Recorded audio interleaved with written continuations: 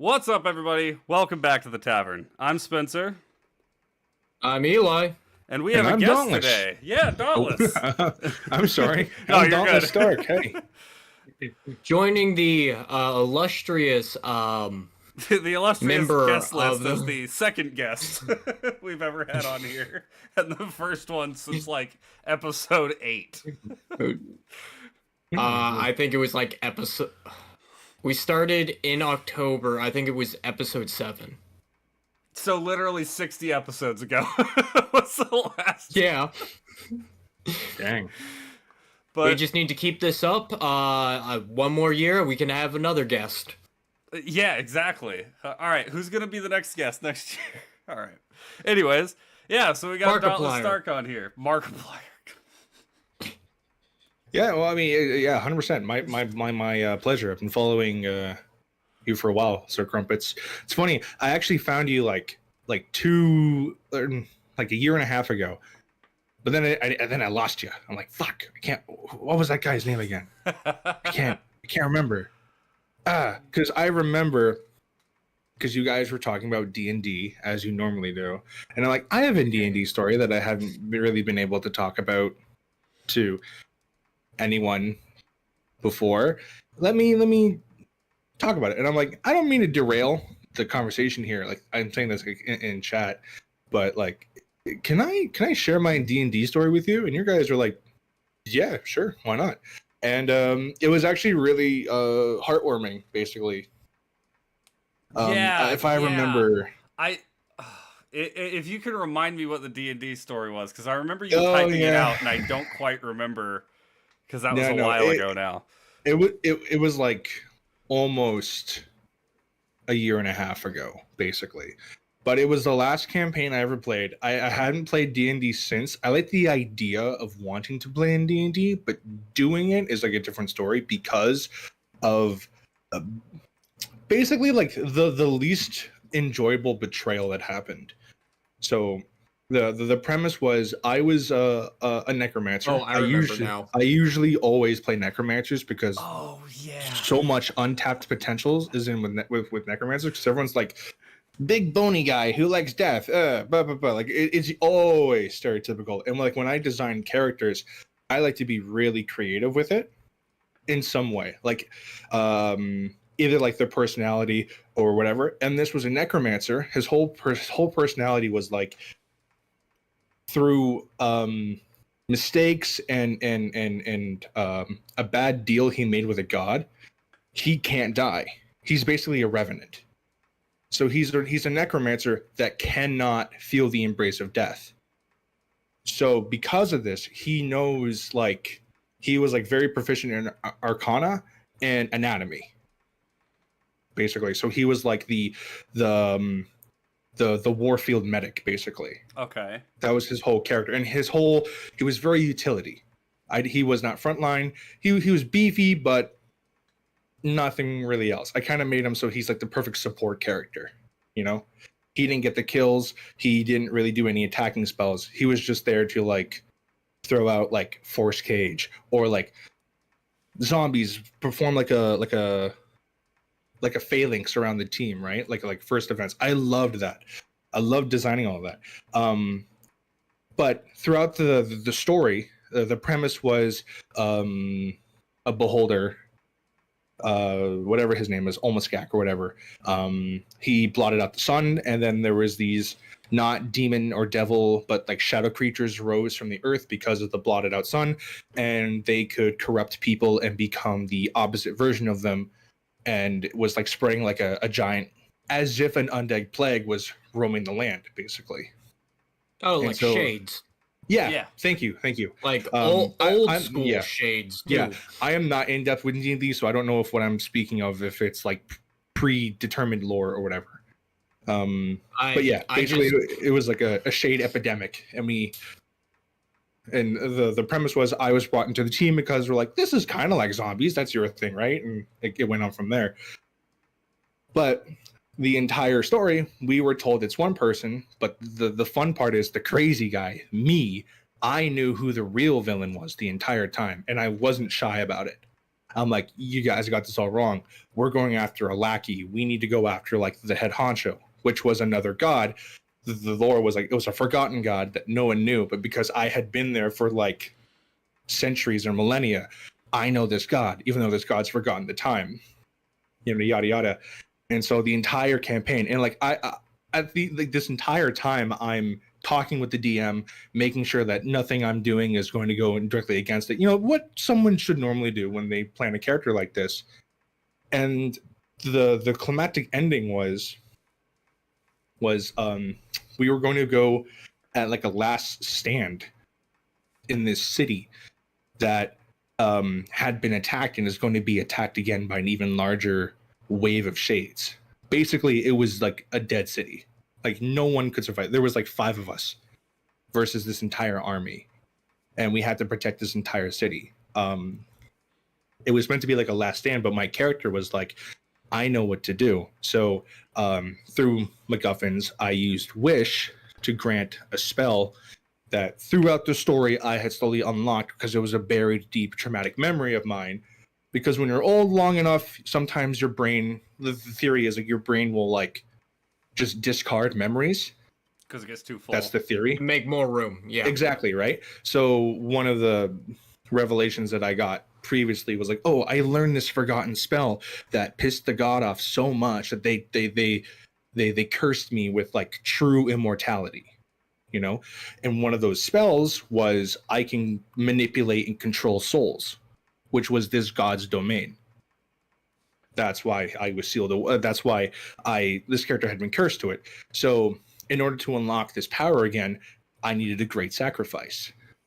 I'm in a dying city. I'm in a city that's doomed to fail already. Might as well, right? And that was going to be like this big twist. That happened. I had hatched from like my power cocoon or whatever, and it was going to lead up to like this awesome, like, we can do it. I know we can. You don't believe me now, and that's fine. And we don't really have to get along right now, but right now we have a bigger problem to face. And they petrified me. My teammates petrified me. And they all banded together to counter anything I had. And I was promised like a bunch of legendary actions just to get out of the situation, because we all knew me and the DM knew going in that this would be like, my teammates would probably try to kill me, and all of that just went away. And this year of planning this whole thing just down the drain. They petrified me, and my character died. Mm-hmm. And it was like, fuck. And then we had a meeting later, and their justifications were like, well, I know that my character wouldn't ever forgive you, so I don't feel comfortable playing the D&D game with you anymore. Like kind of like bullshit like that. And it's just like, what are we doing here? It's you made me angry in real life, and I'm gonna act like that's how my character feel. And it's not like it's not like this was just pulled out of the ass. Like, it's very subtle. It was a good buildup the entire time. I was alluding to that, and it was really cool, and I had so much fun because I had a page for my character, I had like a page for all my inventory, and then I had a page for each and every one of my undead thralls. Like there was like a skeleton, a couple zombies. I had like my right hand man, which was like it took the slot of 2 undead thralls, but he was like a giant skeleton basically. And there was like a fish man, and I decked them out. I drew them. I had so much fun with it, and then it just was gone like that, basically. That's one of the and most important. Oh, go ahead. Wait, sorry, I don't mean to just keep rambling on, but ever since then, I've liked the idea of playing D&D again. I like the idea of creating really fun characters, but I don't really have any want to actually play the game anymore. I just like creating the characters and stories. One of the most important things with D&D is finding the right table. Because I thought I did. Again, like I was playing with all my close friends. Right. Before I even came in, this was a 5-year-long campaign. And sometimes even with close friends, it doesn't work out, because we've had people we've played with that it's like generally our group gets together, and we've had people we played with for years that at some point we were just like, no, we can't play with this person anymore, because it's infuriating sometimes, because they might fit into a different group, and it's like, yeah, we can be cool outside of it, but the way you play D&D, you really just end up ruining the experience for the rest of us. So you'll have to find somebody else to play with. Yeah. Because I can give an example. In my first campaign, when my first campaign I DM'd, I had a boss fight set up. They're all getting ready to fight this boss in this rundown cathedral on the top of the tallest mountain range in the region, in the continent they were in. And just this abandoned cathedral, they're being pelted with a blizzard-like storm as they're up here, because it's just intense magical area that's everything's frozen. They're having a rough time. They get there, and the term this particular bad guy was named the Wound Speaker. That was like his title, and cool. He's sitting at the altar at the end of the church, and he's not looking towards the door. And this guy tried to argue that because we weren't in combat yet, he didn't have a health bar. So if he hit him, like if he was playing a gunslinger, so if I shot him outside of combat, he would die immediately. Like, he was trying to argue that. He was trying to kill one of the bosses that I had set up. I spent like weeks planning this. I was, very particular with the stat sheet and everything, and I'm like, finally, I got a boss that I'm proud of. These guys are gonna love this fight. And he wanted to kill it because of some, quote unquote rule where outside of combat you don't have a health bar. And I immediately shot that down. It's just like, we can't do this, man. Not only are you spoiling everybody else's fun because they came in expecting a boss fight, you're spoiling my fun because that's just weeks of stuff that I wrote down that you're trying to ruin. And sometimes it's just like, there are instances that I can say, like, yeah, outside of combat, no health bar, yeah, you can kill that. But in that kind of thing, you've got to be able to read the room and say, oh, yeah, it's a boss. That, like, this is supposed to be fun, ultimately. You're not supposed to win. You're supposed to have fun. Yeah. And that's another thing people get distracted with sometimes. Go ahead. I remember that boss fight particularly because, like, we had people die in that boss fight. Yeah. And, like, nobody walked out of that boss fight at a good health, except for, I think maybe one of us did, and that was the archer. Yes. Because he basically stayed out of the aura effect the entire time. Right. Because he was staying far away, and he was dealing a lot of damage, but ultimately you were more concerning. Even being at range, what you were doing was more concerning, and it was just like, yeah, I need to get close to this caster. So yeah, everybody got beat up. One player died. Like, it was a rough encounter, and then he's all like, oh, we wouldn't have died if you just let me. And it's like, yeah, but we also wouldn't have had fun if we just let you do that. Like, yeah. And that's one of those things, especially I like to look at D&D as it's a cooperative storytelling event, not a power trip for one person. If you want to write a story, build the characters, populate the story, run your characters through the dirt, go write a book. Right. If you want your players to follow a path, exactly. They're going to do what they're going to do. You let them write the story. I think that's one of my big problems with playing D&D is that as a player, you're supposed to be very limited in what you can do, despite having, an insane variety of options you can do. I like designing characters that would be cool. Like, for example, I have this character, which I don't even know how practically it's going to work. I think it's going to be a pretty terrible character, but the idea of it's really fun, where he's like an orc dragon crossbreed, in that he doesn't have any magical power, but it's like sealed within him. So he's an artificer that he makes his own power suit, and basically it's like steam powered, but he creates his own fire, like in his chest or whatever. And the idea is that he's like a kind of like he fights using like environmental stuff. Like he'll lob like an oil flask on the ground and then he'll set it on fire. So then that burns for like a few turns or whatever. But like in reality, I don't really know how well that's going to work. It's a really fun design. You absolutely could set that up. There's a spell called Grease.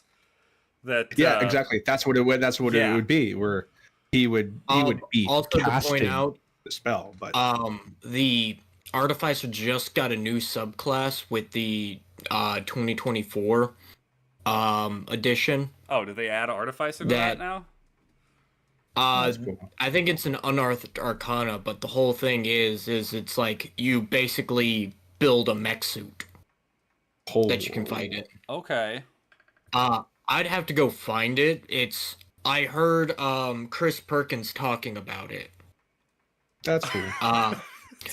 I vote for whole, more rule of cool in D&D. That's how we have played it for so many years. I'm sorry. What are you laughing at? Razorbolt, what does that mean? I have a player playing the Santa Claus? Like Tim Allen?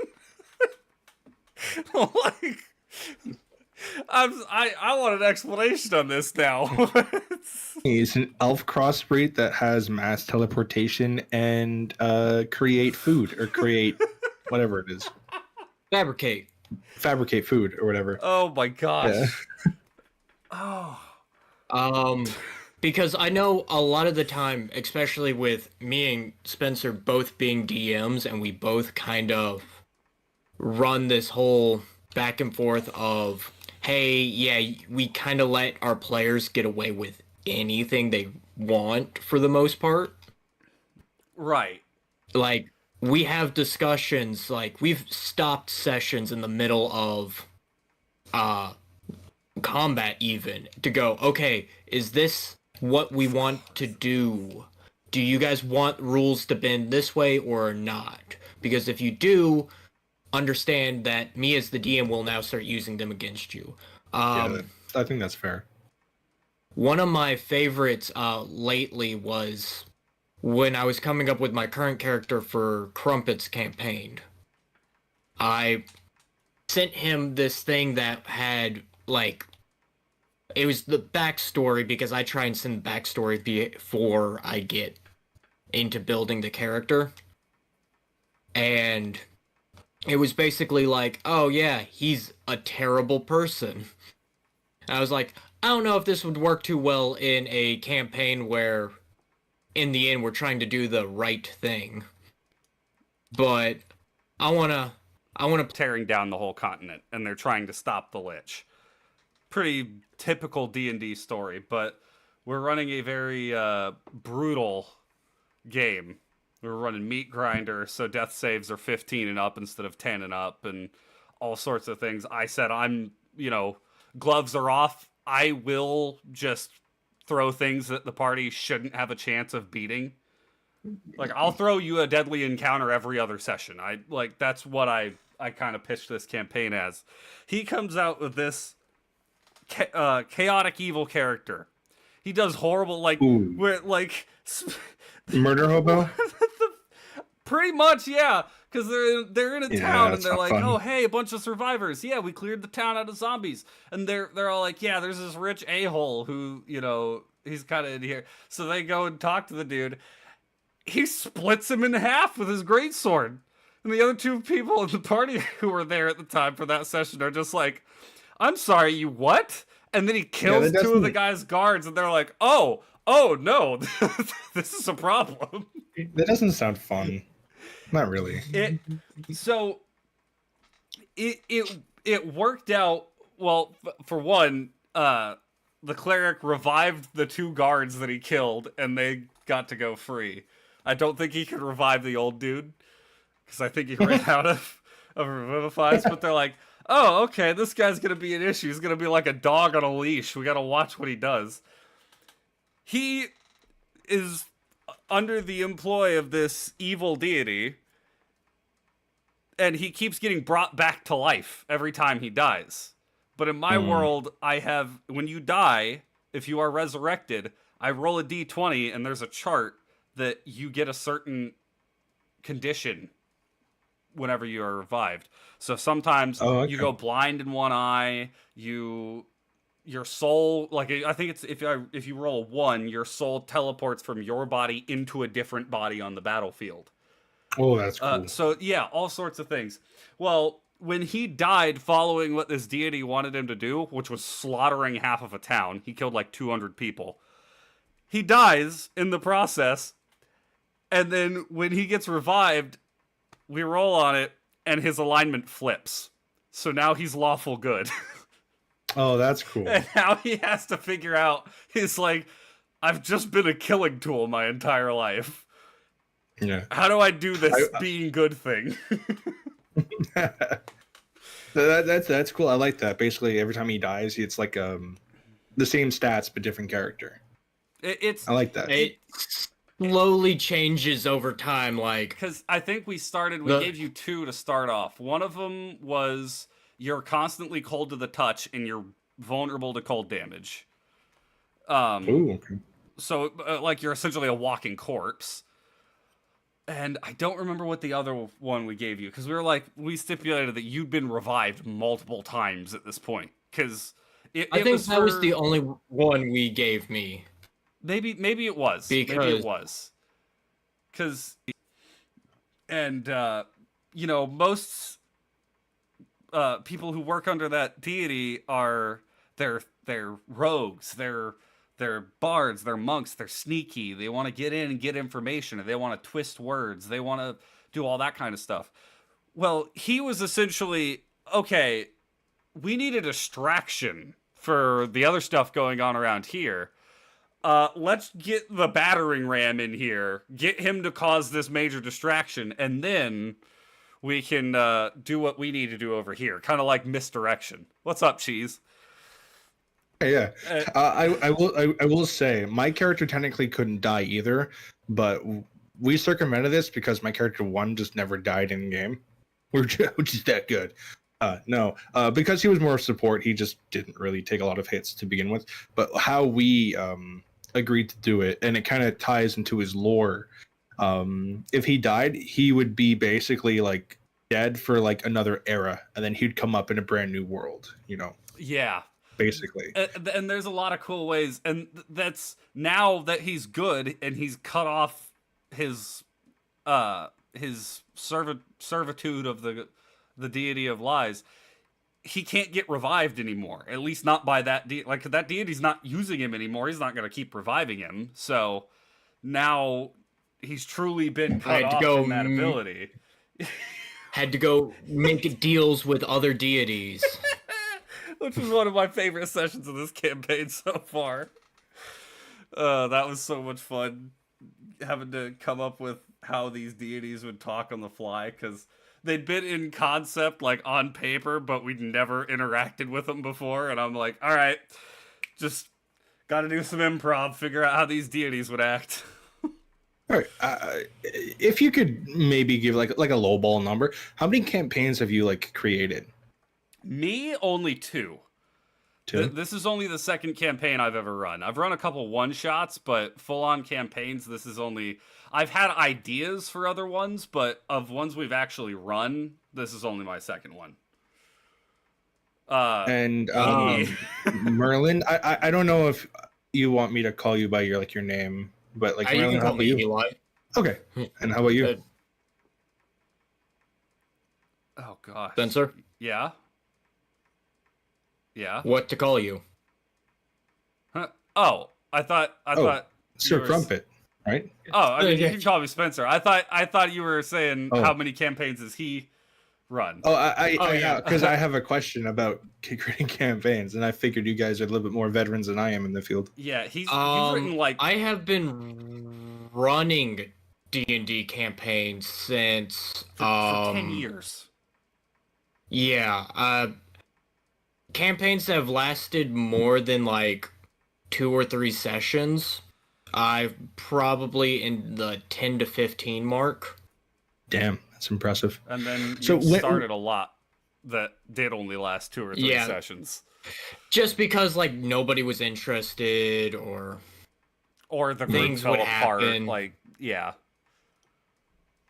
When you're in the midst of creating a campaign, what do you prioritize first? Like the beginning and end, like the world, NPCs, or like the first hour or two? So for me, what typically happens is I'll have an idea pop into my head, and I'm like, oh, that's pretty cool.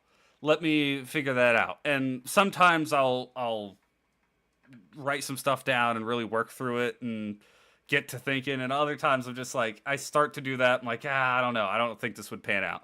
Like I can, like my first campaign, I was like, I want to run D&D. I'm trying to figure it out. And I had the idea where I'm like, okay, I've got this circle of 8 bad guys that are going to be the bad guys for this campaign. And I ended up calling them the Octagonant, which I have to credit my dad. My dad actually gave me that name because I'm like, I don't know what to call them. The circle of 8 is already a thing in D&D. I can't do that. Like, but anyways, I had that idea, and initially I had written, I'm like, this is how the story is gonna go. Here's how everything is, and then after learning more about it, like watching Matt Colville, who is a fantastic resource if you're trying to figure out how to write for D&D and just DMing in general. I took and I'm like, okay, well I have these 8 bad guys now. I'm gonna leave them and I'm tearing everything else down.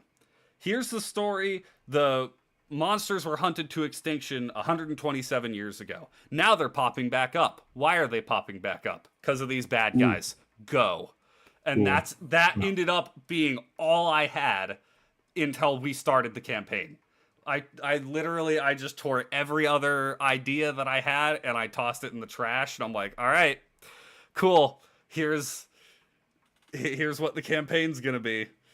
And we just started it like that, and as time progressed, I'd start being like, okay, they're getting close to the first member. Now it's time for me to really like think about who this character is, how they're gonna fight. Let me start planning for that. Where are they gonna find them? All that kind of stuff. And I will have occasional ideas for like an NPC, or I'm like, oh, I'm gonna figure out where to fit that NPC in. But it's just like off the dome. I'll be at work. I'll be just like stocking something or cleaning something up, and I'm like, oh, that's a good idea. I got to remember that. And I'll throw it down on paper, and I may or may not use it. But that's pretty much when I'm designing the overall. It's how do we start? What are like 3 or 4 story beats that I want to hit that I'm like, yeah, this is going to happen. No matter what they do for the rest of the campaign, this needs to happen because it's intrinsic to the story. And then everything in between, I let my players write. All right, cool. In terms of like lores and pantheons, how far in depth do you usually go with those? I haven't even finished my pantheon. I still oh yeah, I need a deity for that. Oops, let me add that now. Yeah. Okay, so I'm gonna ask this question, but like when say you play a campaign that's you're not running, and they use pre-established lore, do you at some point find that to be like a little bit lazy? No, not at all. Because no, it can become all consuming trying to figure out, like, especially the pantheon. Most of my pantheon is just what the standard D&D deity is, because I can't be bothered to write that many. Yeah, There's I get that. So many. I have the big ones that I'm like, yeah, I think these ones will be interesting, and I get to play them however I want. But then there are certain ones that I was just like Eli's character in my first campaign interacted heavily with Corellian, who is the elven god of magic. And you know what? I have no interest in creating an elven god of magic, so Corellian can stay exactly the way he is. Like, that's... All right. Okay. I think because I say this because I say I'm planning, but it's just something I'm doing for fun with no like real, as of now, real intention to create a reality. But like right now, I'm heavy quotations, creating my own campaign where it's like the distant future where the main antagonist is my old necromancer character now seeking the revenge of the god that he knows is like the root of whatever, all evil, blah blah blah. And it's going to be, it's going to be like his goal basically is going to be like early on Kratos, where he's just like, I gotta kill the gods, how do I kill the gods? And in cases like that, I don't know if I should take from the orthodox sort, like the traditional source, or if I should just create like my own, because I do have some original ones, like the big bad is like an original one, obviously, and I have like one or two more, but other than that, I don't know if I should like go all out or if I should just like, nah, that's enough. Things like that. Yeah, you definitely don't have to go all out, because that ended up being the overarching grand plot of the big bad in my first campaign. Was he wanted to remove the pantheon from their seats because he believed they were doing a bad job. Mm-hmm. Different reason. It wasn't a revenge plot. It was like, you've been inactive and the world has suffered as a result, so I need to kill all of you so we can replace you with one who will actually do their job. And yeah, so the most of my pantheon was kind of, I literally like Greek gods, like they're kind of like dickheads. In a sense, I mean, they weren't all just like that. They had separated from the world. They had pulled out of the world, and they weren't serving the world the way they were supposed to be. But most of them, not all of them, were just a-holes about it. And actually, only one ended up dying.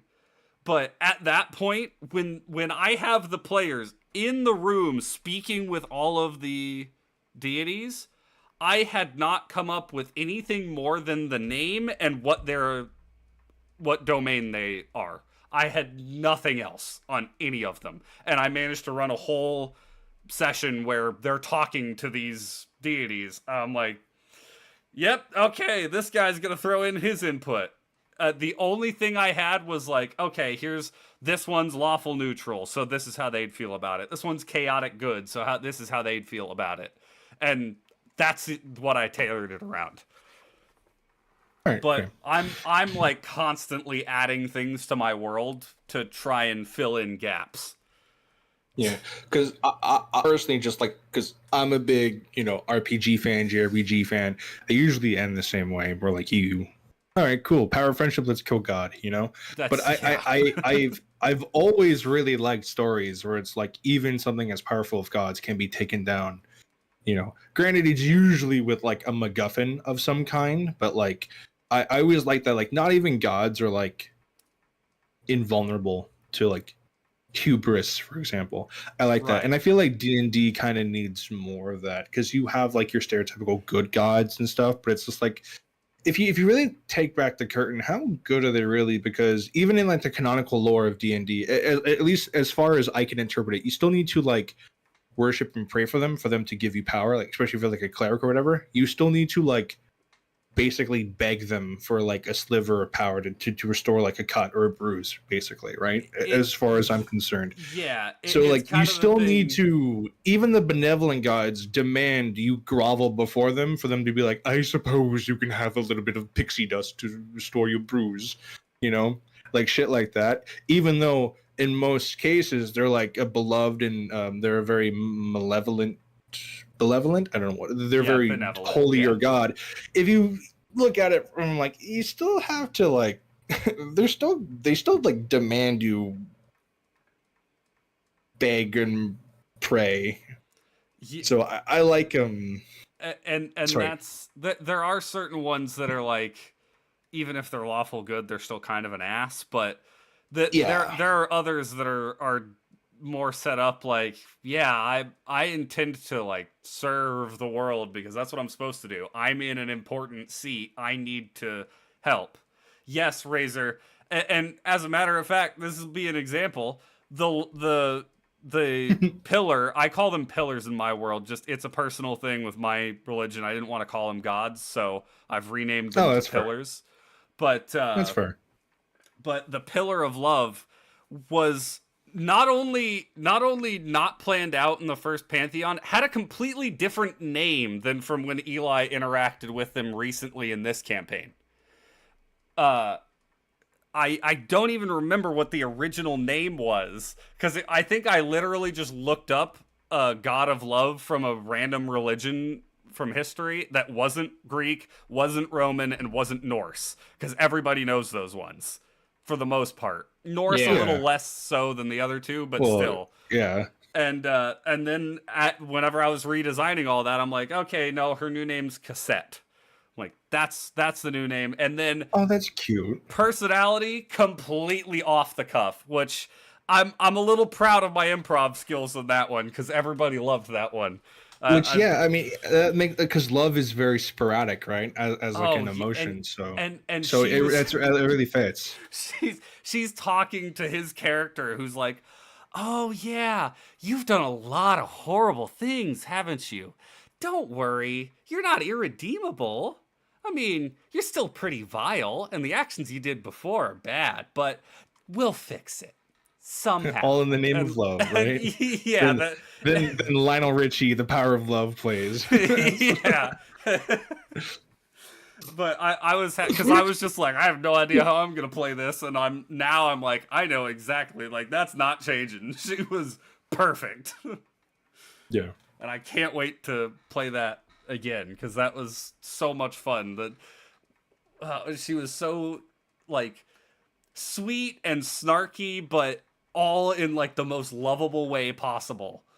Like, completely acknowledging that your character is a horrible person, but in crazy aunt. Yeah, exactly. But yeah, it just like sugar-coated it under like 15 layers of sugar.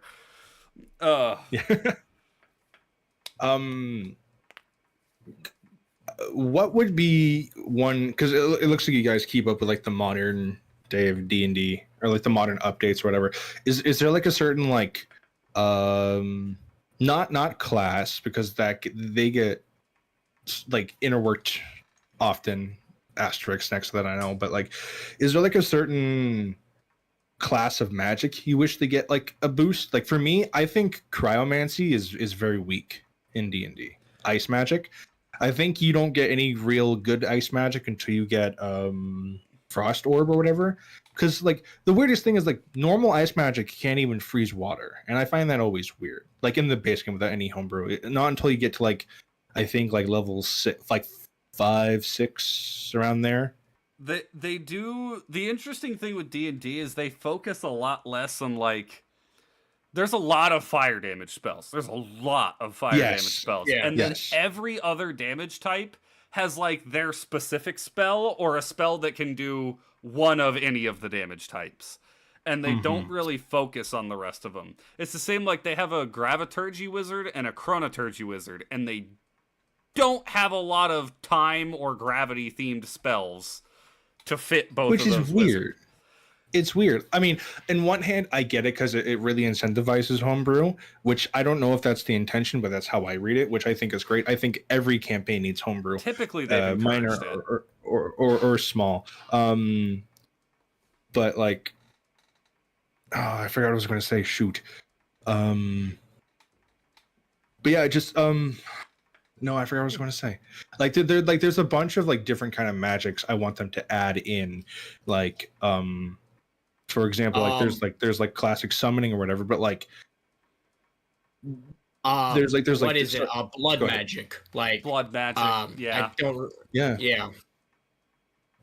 I really think because one, you could technically make this through like druid magic, but I think that ento magic could be, or like entomancy, like insect magic could be really cool. Yeah. Where and granted, I'm taking this almost exclusively from the anime Overlord, where there's in the grand scheme of the show, it's a very small fight scene, but it really is really cool.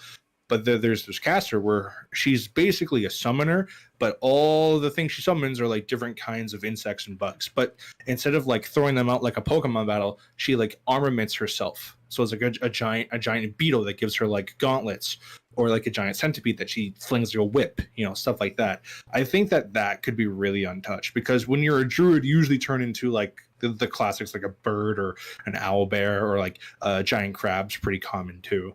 But like almost no one really cares about like insects, and I think that's huge, like a completely untapped area. They actually, it's not really like a sect of spells, but there is a ranger subclass called Swarm Keeper that gives you your I own have heard swarm. about that. Yeah. That's about the closest thing they have right now. They do have a couple, like they have a spell, I think it's 7th level, Giant Insect, that literally just lets you turn a small insect into a giant one. That's and cool. It fights for you.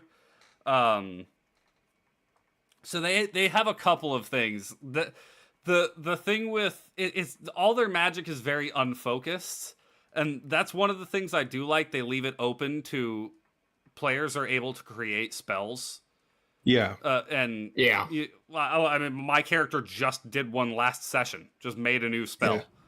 Yeah. Okay. Sorry. Go ahead. I remembered what I was going to say. Oh, you're good. I mean, I didn't have much, but it's just. Oh, sorry. Yeah, like you can make so, spells however you want. Okay, so but before I go into what I want to say, do you normally follow the additional requirement to cast spells? Like you need a ruby, or you need X amount of gold, No. stuff like that. We good. Pretty much everybody has the spellcasting focus that just says no to all of that. Okay, because first of all, there are some that I will say like requirement, like especially if you're a non-spellcaster trying to do like a resurrection spell, or like you run to the local priest and they're like, hey, listen, I need this to be able to do it. So it gives your party a side quest to go do. Right. No, that's fair. I think that's fair. But yeah, just normally, because in the campaign we did it, which I actually didn't hate for the most part. If you wanted to cast anything level 5 or higher, you just needed a bag of holding, and then you just throw in the money that you would need for whatever. Like for example, for Force Cage, you need like a big ruby or whatever, right? You need a ruby of like 800 gold, for example. All I would have to do is like every day I'd be like, okay, if I want to cast, so like I can cast Force Cage X amount of times today because it's level 8 and I can only do 2 level 8 casts or whatever. So I would just put 1,600 gold into the bag of holding, and then that would just like mechanically just like poop out any kind of requirement I would need to cast. And I think that was kind of cool because it was a very, very adventurous campaign, right? Like we had money. Yeah, which I think that's really cool. Or you just like cast it for free in most cases. But like for me, I think they're not going crazy enough with with spells, because, and what I mean, but like I think that, because again, there was a homebrew. I never really got around to it because I died, but I had a really fun spell where basically it was, I don't know, damage is like what, I don't remember the damage calculations, but basically the spell was a giant like corrupted ice spike would shoot up and like lash out to everyone around them within 10 feet and like pin them to that ice spike, and it would like slowly burn them while they try to, like, it would grapple them, and they would burn them when they get out. A fairly strong spell because there's no, unless you counter the spell, it's instant. Like there's no reaction against it because it's magic. It would just like seek you. But because it's like kind of busted because it's very abusable, it took a level 5 and a level 6 spell slot to use that one spell, for example. And I think that there needs to be more of that, where like to use this spell, it's not just a requirement, but like it like drains a lot out of you. I think that Meteor, for example, should take more than one spell slot. I think like big spells, like almost cataclysmic spells like that, I think they need to be like way more demanding to use, or like you get like guaranteed exhaustion for casting it. Like it takes up all your mana, right? Stuff like that. And without any homebrew, I think that I don't ever want to say it's half baked, but I think that with D&D, a lot of the frustration coming as a player who doesn't play D&D and plays like normal games is that you either feel like you're not hitting the potential you feel you should, and I'm not talking really about like min-maxing here. Like you can't really do the things you feel like you want to do, or you really need to just like twist the arm of the DM and be like, can this please be homebrew? Like, can my colleague mage also like throw in a tidal wave, and then that tidal wave gets envelops all the enemies, and then I freeze it to just end the fight. Normally that doesn't work because ice knife couldn't do it, or ice fan couldn't do it. But if you use frost orb, then sure, maybe we can do it. Stuff like that. Just looking in. Yeah. So go ahead. That's where it takes a DM that's willing to play with the players a little bit more. Yeah. Like just a few sessions ago, we actually had an idea. We never enacted it because it's the rule of like, if we can do it, so can the enemy. We had asked because somebody put down grease, and one of us had asked like, okay, well, grease will float on water. So if one of us casts tidal wave, would that pick up like in the grease? Would that pick up the grease, and then I can cast fireball in the grease and create a tidal wave of flaming grease? And I feel like that would work. You'd have to. So when my brain works immediately is like, you need to upcast the grease so it's a large enough puddle so that the tidal wave could be completely consumed by the grease. Because other than that, it would just be like a tiny little speck on the tidal wave, because tidal waves are big, right? Well, tidal wave is big, but grease does cover I think it's 10 foot by 10 foot. Yeah, or is it a 10-foot radius? Because it's a pretty big. Okay. Grease is sizable for a first level spell. So we're like, oh, this is a fantastic idea. We could just murder all these Skaven with this, which is rat people. And Eli was like, you can do it. I'll allow it. But I can do it now too if you do it. And we're like, never mind, we don't want to do it anymore. I think it was like, combination magic I think should always be a thing, for better or worse. It's nothing but creativity, and that's what the game's all about, It's the game of imaginations. Why is there so many fucking rules in D&D then? Definitely too many DMs get hung up on the rules and don't focus enough on the fun. It's supposed to be fun. Like, fun is what comes first. So like, we can do something ridiculous like that. It might come back to bite you in the ass later. But it's fun. It's so really cool. It's like, for example, like I always played the game where I was like, I don't care if I die as long as it's cool. If I die because like I fall and like my face hits a rock, that's kind of lame, right? If I die in battle and it's awesome and it's like a last stand, I don't think anyone's really going to contest that. That's just cool. Right. And that's what excuse me. That's what more DMs need to recognize. And that's what I appreciate about both YouTube in general has just been great for people to learn how to do new things, but especially when I was learning how to DM, Matt Colville, Matt Mercer, what's the Dimension 20? Why did I just lose his name? Brandon Lee Mulligan. Even though he has, I don't think he's done any like tutorial videos. No, like he has. Oh, has he? Maybe I need to go watch those. He was. I know him more from like his college humor stuff rather than his. I know he does a lot of D&D stuff. But... Oh my gosh, he's a fantastic DM. There was a podcast for a while. Yeah, there was a podcast for a while where Matt Mercer and Brandon Lee Mulligan talked about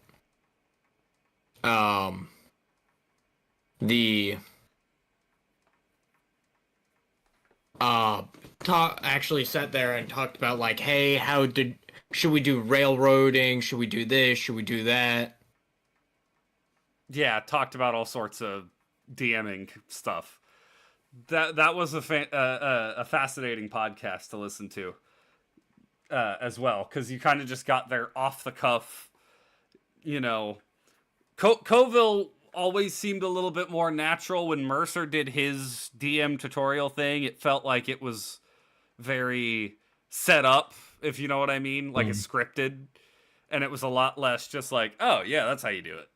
which is what Coville always felt like. Coville always felt like he was talking directly to you, like explaining it. Hey, yeah, this is how you do this, and this is a great way to look at it. This is also a great way to look at it. Experiment with this a little bit, see how you feel. Like, I cannot give Coville enough praise for his DM tutorial series. It is phenomenal.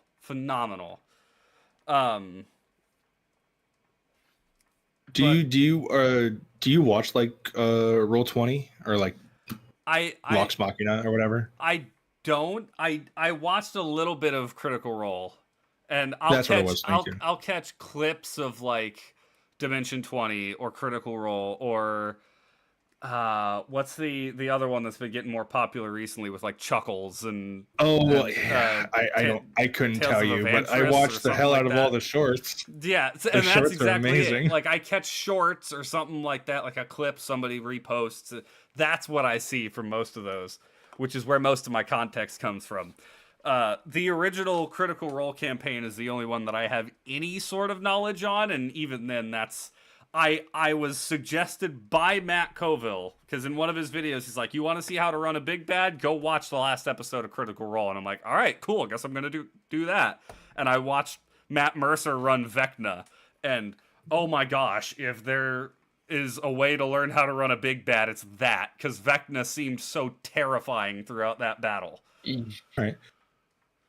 That's another really good thing too, because I think because Matt Mercer and I don't know her name, but I think she's also a DM from D20 or Roll20, I think, where they're for lack of a better word, they're kind of unforgiving.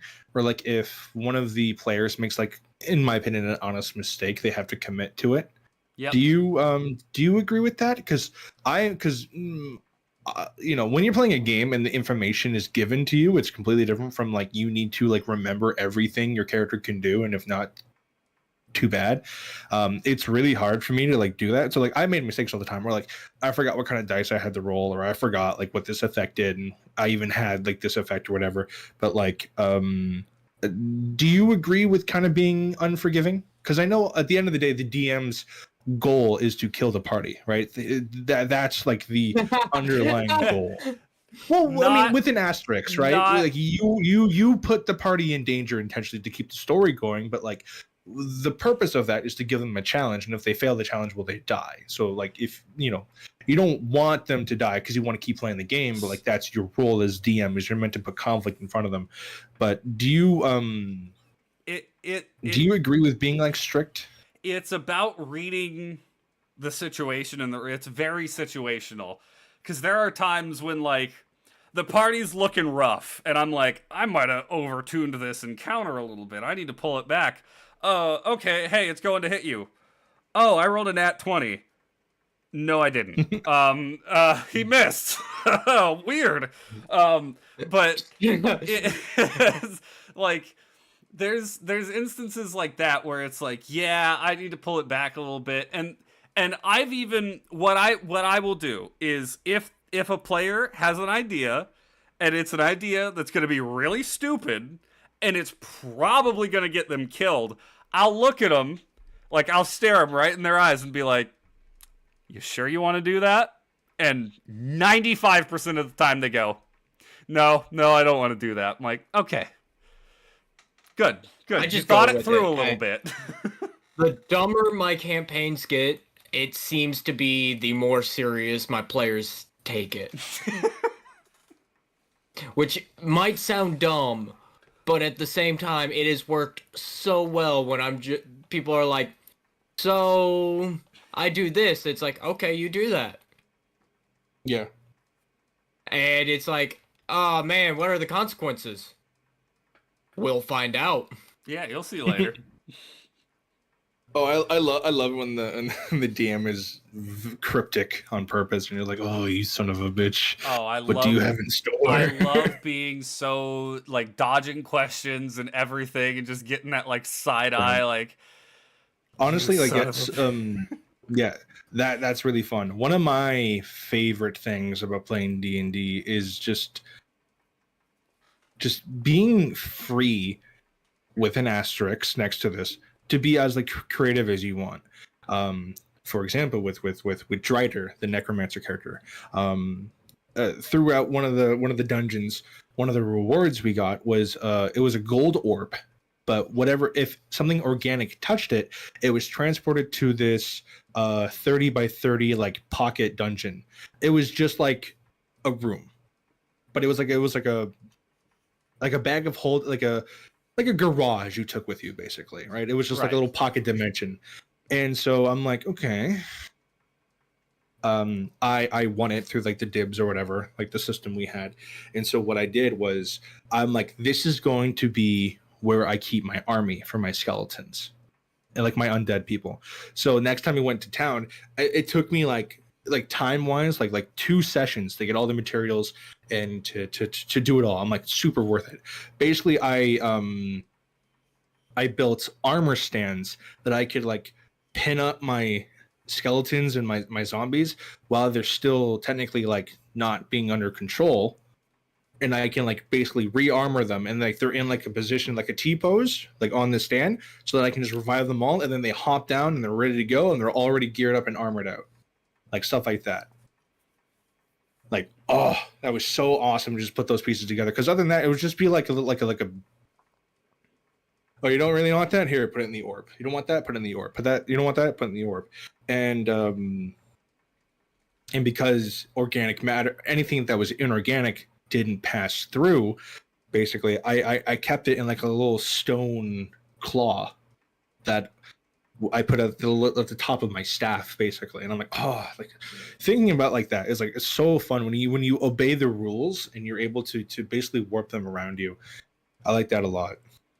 It's so cool. Oh, warping the rules is like one of the mottos of the D&D community. It's how you get things like the peasant railgun and there's so many other ridiculous ones that I've seen. Okay, so I've had this idea for a while, and every time. So, do you agree that like spellcaster, like wizards, because not sorcerers, because they're do you think that wizards are like it's right for wizards to be forced to use a staff as a catalyst? No, not necessarily. Normally, I just have them use their spell books. A spell book like is that's still a catalyst, though, right? That's what I'm saying. Like they need something. They need an object to channel the magic to cast spells. Yeah. And this goes back ever since I was a kid and I was watching Harry Potter, and in the rules of Harry Potter, you need a wand to cast spells or whatever. And I'm like, why don't like there's fusion, like there's transmog magic. Why don't you just fuse your wand in your arm so your hand becomes the wand and you can just cast magic from your fingertips as if it's sorcerer? I've never seen that happen, and I don't know why it doesn't happen. So there's actually a concept that I've seen used of somebody who used they played a wizard, but they tattooed their spells onto them. So rather than putting them in a book, they tattooed them on. And the DM was like, "Oh, they're gonna take your spell book," and the wizard was like, "They can't take my spell book; it's on my skin." And the DM looks at him and goes, "They're taking your spell book." He's like, "Wait, no, it's on my skin." And they're like, "Yeah. You're gonna take a little bit of damage as your skin is flayed off." Yeah, it's like, and I mean, even Eli's character in my first campaign, one of his characters, she was a wild magic sorcerer who didn't innately have magic. She was also why wild magic works different in my world, but she didn't innately have magic. She wasn't born with it like most sorcerers. She carved runes into her skin, and every time she cast a spell, that rune would light up and actually sear with pain. So every time she got a new spell slot, like she got 5th level spells or 6th level spells, the first time she cast a spell from that level, it was excruciating pain. It's like a brand, yeah. Oh man! And the first time she cast Meteor Swarm, she wiped out an army, allied army, mind you. The army had gathered to stop a force. She hit the force with that Meteor Swarm and killed the entire army, and then collapsed in a pile because of how much pain she was in. Yeah. Let's just say, my bright ideas always end with bright. You do your best to torture your own characters. Yeah. Well, it's kind of fun in a way, right? No one likes a character that's just good at everything because reasons. Oh, well, yeah. Every character that has power needs a drawback of some kind. Well, Everyone. But that's not even. He goes to the extent of like he wants his characters to. He wants every ending to be sad. His first character for that campaign, like a French film. His first character for that campaign was a samurai who woke up from a shallow grave with a one of the daggers. It's not a dagger, but it's the shorter katana, a tanto, in his heart. Come back to life as a reborn. It's like, oh, I don't remember anything, and he slowly gathers memories of how he was a fallen samurai who had killed other. Well, he's a Ronin who killed other Ronin. And then, because he was possessed by a demon, then committed seppuku to get his honor back, and then was brought back to life for some reason he didn't understand. And gotcha. So it's just like, he's like, yeah, there's no happy ending for this character. I'm like, yeah, there's probably not. And then the next character, after that character died, the next character, the sorcerer, she was the daughter of a powerful sorcerer and was basically neglected because she didn't have magic, and her whole home life was awful. She was abused by her older sister. Her father was practically ignored her existence and was just going to marry her off. And to get magic, she had to carve into herself with a knife, and it's just like, gosh, dang, can you please make a lighthearted character for once? Lighten up. The funniest thing is, and then my current character who's just like totally out there. But like I have lighthearted characters that I just haven't brought out yet because nobody else wants to play serious characters. So I'm like, that's no fun. You're like, I gotta make up for the rest of the party's lack of edge. Yeah, somebody has to be an edgelord. Yeah, the resident edgelord, of course. Too dull, like, need some edge. My favorite is I have a what I think it's a alligator. I remember which one now. It's an alligator bard. I don't remember the subclass, but his whole thing is it's like he's just like he's basically a rip on the alligator from The Princess and the Frog. Oh, okay. With the trumpet and everything. The jazz hound. Lizard folk bard, but he's a crocodile instead of or an alligator instead of a regular lizard. Gotcha. Okay, if you were to make a character now, like just from scratch, what would be a character that you've always wanted to make, like either race or class-wise, that you just haven't gotten around to doing? So I had an idea recently of a character who's an ancestral barbarian.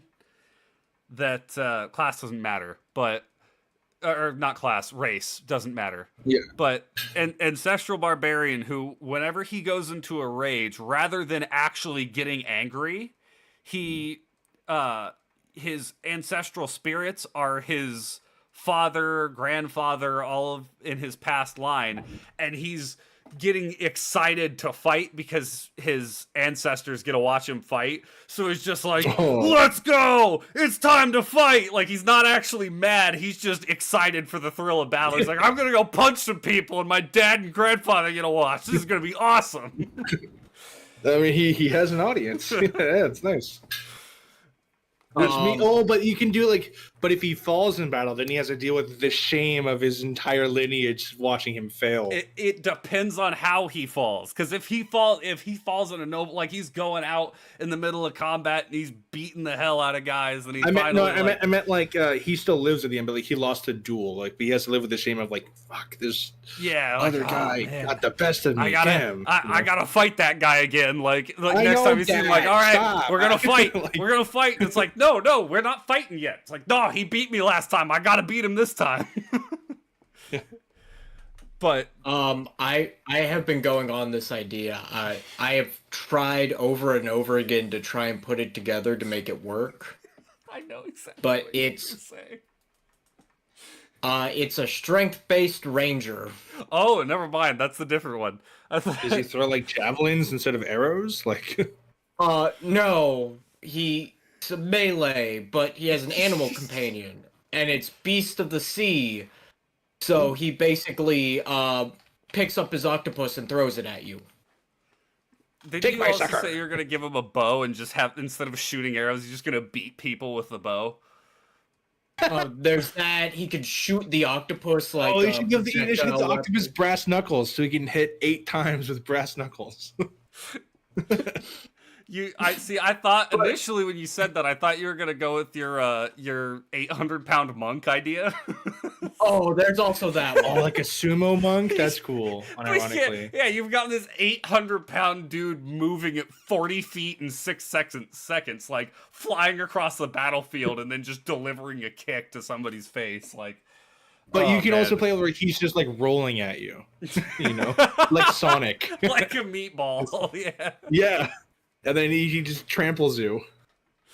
Oh boy. I don't really know what class I'd make him, but I came like it's a really dumb character, but I think he would be really fun. Where he's a gnome goblin half breed, and his name's Fink, and he's just really obsessed with saying his name a lot. Like Fink is happy, and he's just like a little tiny little guy. He's just a little goober. I have no idea what class I would want to make him though. That's like. But I'm like, I have changed the way kobolds are in my world because of a kobold character I played one time, who was a paladin named Quipo, and so every time he was always like, he liked meteors. I don't remember what actual deity I put him to, but he was like, Quipo likes meteors. Do you like meteors? Quipo can show you meteor. And that was just how he talked all the time. Now every single kobold in my world has some sort of naming convention like that, like Meepo or like something like that, and they Beepo. all talk like that. But like currently, I can't wait for Beepo. Beepo. What about Depot? He stores a lot of things. apparently he has a home. Yeah. But so like currently in their current campaign, they've got an NPC kobold who makes potions for them named Meepo, and he's like, Meepo likes potions. Meepo can give you potion. What kind of potion? Is being like an alchemist, like a reasonable class, like for character to just Artificer dwell has around an like, alchemist, artificer? Yes. doesn't it? Yeah. Artificer I has like- an alchemist. Just kind of like, I like the idea of like making kind of like a Witcher class, where like he's like a duelist, like he'll like dual wield like rapiers or whatever, but like he also takes like a bunch of potions. You could check out Blood Hunter. Yeah, Blood Hunter Hunter? is I think it's Matt Mercer's, right? Yes. It's a class Matt Mercer wrote that kind of became Unearthed Arcana. So it's like accepted by Yeah. D&D, but it's not officially in any book, where you can basically take your own hit points to deal more damage.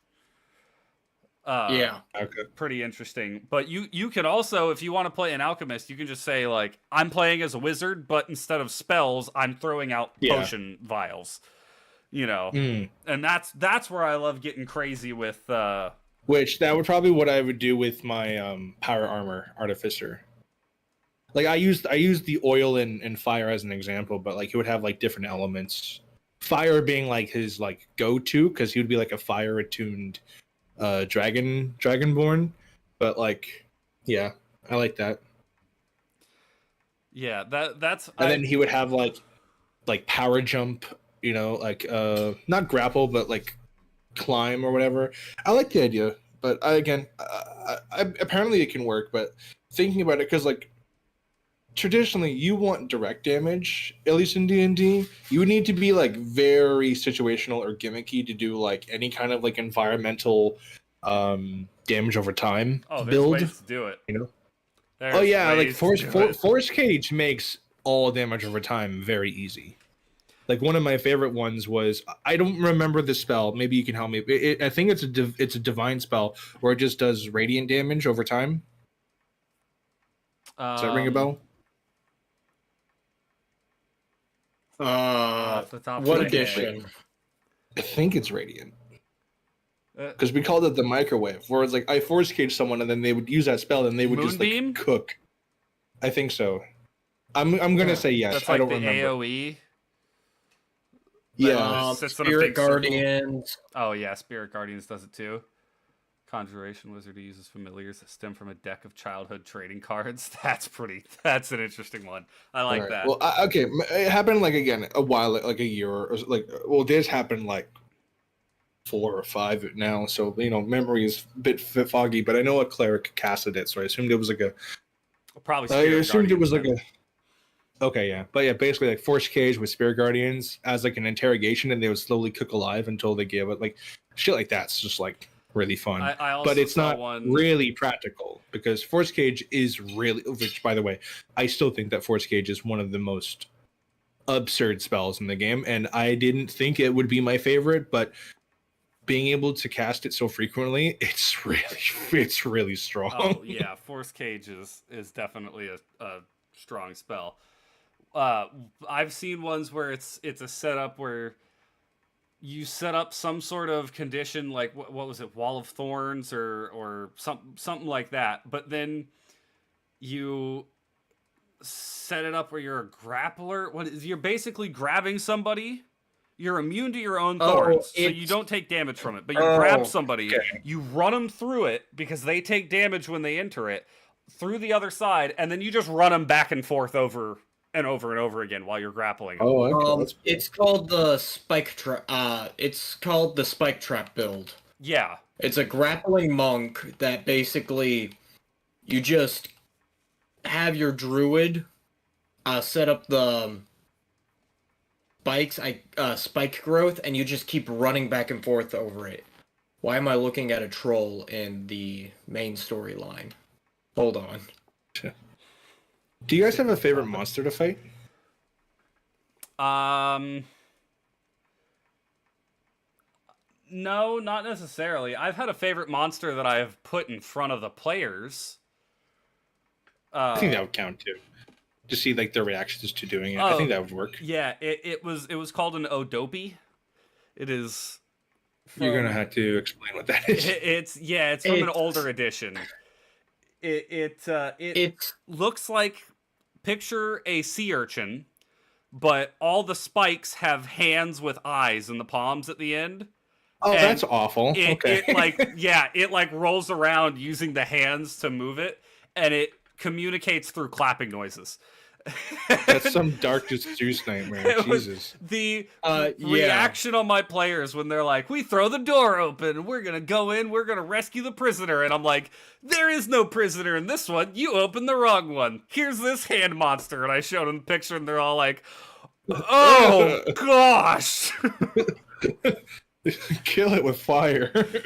That one was a lot of fun. I loved that one. Mine was the Star Spawn Manglers.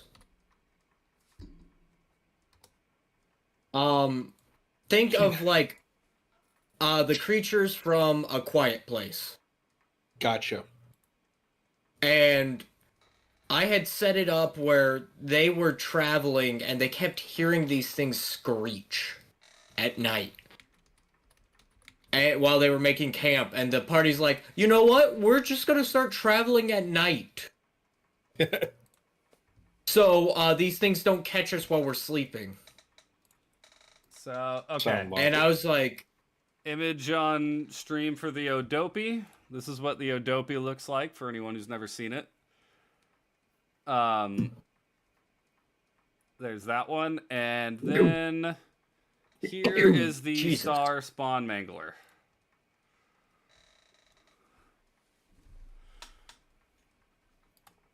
Yeah. Okay, that's a lot less like grotesque than what I was thinking, but that's also like, okay, that looks a lot more cool than creepy. I think that looks really cool. The Odopi with all the hands. Yeah, the Odopi. I love him, but they were all still like, okay, what the hell is that? I've never seen All right. that before. I'm like, no, you haven't. I'm pulling from older editions. So I like monsters that like realistically players aren't supposed to be able to handle, like a Tarisk. Just the idea of like a giant like fuck off dinosaur. It's just so cool. Oh, so cool. And also I really like Neofields, which I don't think that a player should reasonably be able to, like a team should be able to handle one just from like the description of it. Yeah, if you play a beholder properly, there's no party that could kill a beholder. Like Besides, like 20th level, that Is that can lock a? it down. that can I lock thought it Neofields down. were like giant worms. Yeah. Oh, Neo. I have to look them up again Yeah. because I forgot. Neo. Like beholders are cool, but they were not what I was referring to. Which is, I mean, it's Yeah. fine. It's dandy. That's yeah. Well, I was just saying that's another like there are certain monsters I that see, if you I play see. them, a beholder's that way too. Yeah, the Neolithid is I think. Yeah, whatever it's called. Yeah, the big. I call it big, like, Neofield, but purple it's a big worm purple with pink worm. Yeah, with the like Yeah, it's, predator-looking mouth thing and all the. yeah. tentacles. I think that looks sick. I don't remember its stat block, but It's like a ridiculous like monster. Like it's like you're not meant to fight it. It's like one of those creatures.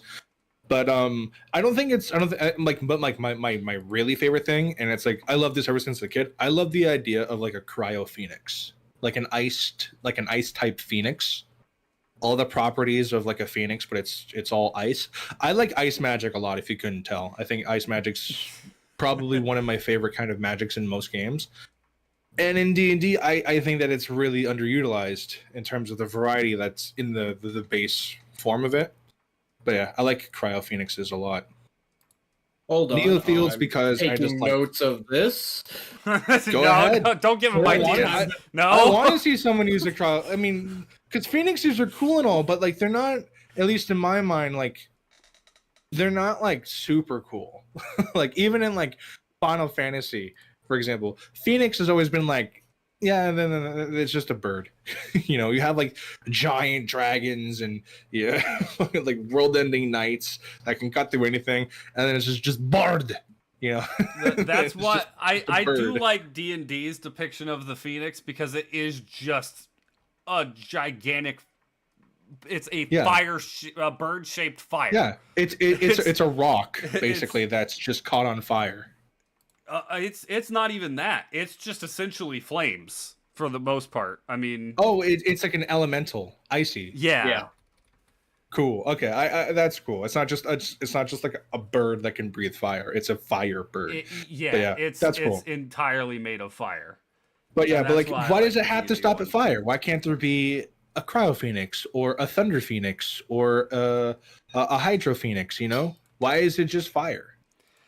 They have other major elementals. So they have one. They kind of have 4 that they treat as. Well, yeah. as the I major like elements. elementals a lot too, but like I was referring just for phoenix because Yeah. in all the scripture and all the shit, it's always a fire bird. I'm like, why is it just fire? I think that's you know? mostly because they just stick with the classic. I mean, that was what did the Yeah. Phoenix originally come from? Was it Chinese I think or was it I think it's Egyptian. Egyptian? No. I don't I wanna remember which say one so. did it. Like pretty much everyone has their own variation. There's of a lot. Phoenix, Yeah, but- it's a lot like dragons, where a bunch of different cultures have some sort of flying creature that can die and be reborn. right. And I don't remember which one. I want to say it's Phoenix that Egyptian, we but I have. think I'm wrong now. I think I'm completely wrong. The traditional phoenix no, it is actually Native American is the phoenix makes sense. that we envision. Okay. Okay, That's fair. that makes a lot more sense. However, there are mentions of phoenix-like creatures in other mythologies. They are normally not avian, whereas they Yeah. are in Native American. Like a It's something like Aztecs have like the gecko or like the lizard. yeah, it's like werewolves are a mix between the Native American Wendigo, and Germanic. and no, it's African, West African man people Yeah. or Okay, beast yeah. people, because when those two cultures were smushed together, they created the werewolf. Yeah. Which, by the way, that's some really cool lore. Like, if all these creatures were real, like, what if monsters started crossbreeding and like that's how we got these like modern day monsters? You know, I think that idea is really cool. That's It's like what's vampires are another weird one that don't actually come from Europe. right. They have Yeah, I guess so. that's what I love about so much modern quote unquote mythology is so much of it comes from like, hey, this thing happened over here and this thing happened over here, and then they just kind of collided at some point, and then that That's like became the something weirdest else. and coolest thing about like dragons, because like I can name like 4 entirely unrelated cultures that have like their own depiction of like a giant serpent that can maybe breathe fire. Oh yeah, And it's just like you have it's like why? the classic European one, which is what most like the big, 4 fat legs green with dragon. the big wings, and Yeah. then you have There's the Scandinavian dragons, which are like the wyverns. You know, yeah they don't with have the arms. with They that just didn't they're have more arms. bat-like. There's the Chinese boreal serpent dragons, which have like the big like Shenron whiskers. Yeah, and they have the small legs, and then I don't remember where it is. Is it Mongolia that had the ones that were just like giant snakes? They couldn't fly or anything. Yeah, they just burrowed.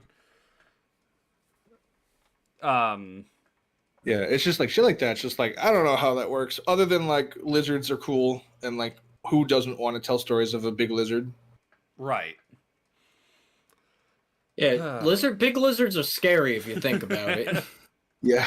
Well, yeah. I mean, a dragon is another thing. If you run it the way you should, like, oh, the players want to attack it, it's gonna fly away. The players want to run away, it's gonna fly back and start to attack them. Yeah, I think that realistically, again, and this is all with like, unless there's the MacGuffin that lets you kill the Tarisk, or the MacGuffin that lets you kill the Neilfield, like a team realistically under like a normal circumstance, like not gonna fight fucking Tiamat or something. Right. Which I like that. I like how there's like they're not like part of a pantheon, but they're just out there, and realistically you're not supposed to mess with them, or you're just like it's just gonna die, with the exclusion of like the MacGuffin blade or whatever. Well, and that's, I mean, this dagger was forged from Tiamat's missing fang, so it can pierce all dragon hides. Like, unless it's like some like shit like that or whatever. I don't remember if it was Gygax or if it was one of the other early guys for D&D when he was asked, how do you put an encounter with a god in front of your players? How do you let your players fight a god? He was like, you don't, because they don't beat a god. If a god is a god, if they truly have otherworldly powers, then a normal party is not going to even come close to being able to compare to them. Yeah, there should be, like, again, MacGuffin or like proper build up. Like, you either need to get stronger somehow, or they need to get weaker somehow. I think that's reasonable. And usually, but if it's even playing field, it should be like you should only have the option to escape somehow. When I've thought about putting something that crazy in front of the players, it's always this idea of like, you're not fighting them, you're fighting like a fragment of the power that they can manifest. Oh right yeah, now. And an it's aspect of still kicking your ass. Avatar. Yeah, like you're a full level 20 party, and this is a tenth of this thing's power, and it's still almost killing you. This is nothing in comparison to their power, and it's mopping the floor with you. Your only chances are to maybe get lucky. Because that's another thing that I like. I like, but I don't like about D&D is the luck aspect of everything. Because if a party's rolling hot and the DM's rolling bad... Oh, yeah. That's a good point. Any encounter can fall apart. Yeah. Well, Or like, I mean, this is just my brain, but like, if like the situation is serious, don't you be like, you can give that dice a reroll, or I'm gonna give this dice a reroll. So You know? no, I just let it lie. I I won't don't care. I won't do that. Like if the players are rolling hot and like Or no, everything like if seems- it's like a really serious moment and it's like it's meant to be like this awesome battle of like tit for tat, but like the last 4 turns, your entire team has rolled like nothing above a 5. yeah. And like morale and the team's gonna do be like, you can roll again, you know. I won't do that because sometimes that can feel like, oh, you're just condescending to us because we're not doing well. Like I'll do things like, okay, well, I had this boss's HP set at like 400, and now we've gone 4 turns and he's taken 15 damage. We're gonna drop it down to 250. Like All right, we're that's gonna do fair, yeah. that. So it's like On the fly eventually calculations. things will start changing, and like I'll start putting in like, oh, this character's almost dead and it's kind of, you know, not gone their way so far. Oh, a piece of the cavern ceiling collapses and falls in the way, and he no longer can see or get to this character, so he's gonna turn and attack somebody else. And I- you know, Oh, that's cool. Yeah.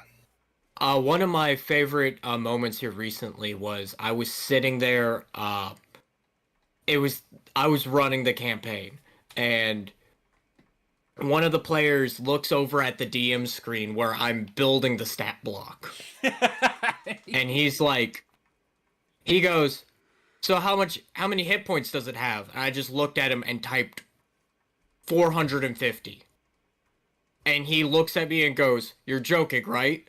And I just hit enter and moved on to the next. and he he turns was like- he turns to the rest of us. Oh, We're in trouble, guys. yeah, we're in danger. Yeah, Eli doesn't care about it. Like he will straight up be like, "Yeah, I rolled 320s in a row. What do you want?" I got lucky tonight. Other nights, you guys are kicking my ass in with these 20 after 20 after 20. Oh my gosh, the night that I rolled, what did I roll? 3 or 4 in a row? Yeah. I was like, what is going on? And from that point on, that die has been declared my lucky die. Nice. But not to cut off the conversation on D&D, but we had YouTube. Yeah, on the I topic was board as well. I was gonna. I didn't want to. No, it's fine. interject I don't through have D&D, really but- anyone. Yeah, I don't really have anyone to talk about D&D, so I had a lot of questions. Yeah, no, I mean That's it's perfectly reasonable. fine. That and 100%. I and- love talking about D&D. Absolutely. And if it comes down to it, I can always just push my stream to tomorrow because I am pretty bloody tired. Yeah, well, Mo- I mean, I still have to go to the gym. That's the only thing. I'm like, I don't want to go to the gym at like midnight. Where's your sense of adventure? You'll But- sleep well at least. Yeah, somewhat. But, we kind of had, you mentioned you want to talk about like you doing YouTube as a hobby, because obviously you have a Yeah. YouTube channel as well. And I do. It's Dauntless Dark. I got the link in I the do- description, so if anybody wants to go Oh, check well out his done. channel, it's down there. Very, very, very kind. I know Ian already took a look at it. I got a notification earlier. Thank you for that. I'm But- moving right now with both accounts to. So Oh, I mean, it's fine. Oh, are you? I was searching for you earlier, by the way. I was like, I Oh, should it's just fine. go. I actually My did. old I man. looked up your account once, and I was like, Dauntless Stark, and nothing came up. Like, what?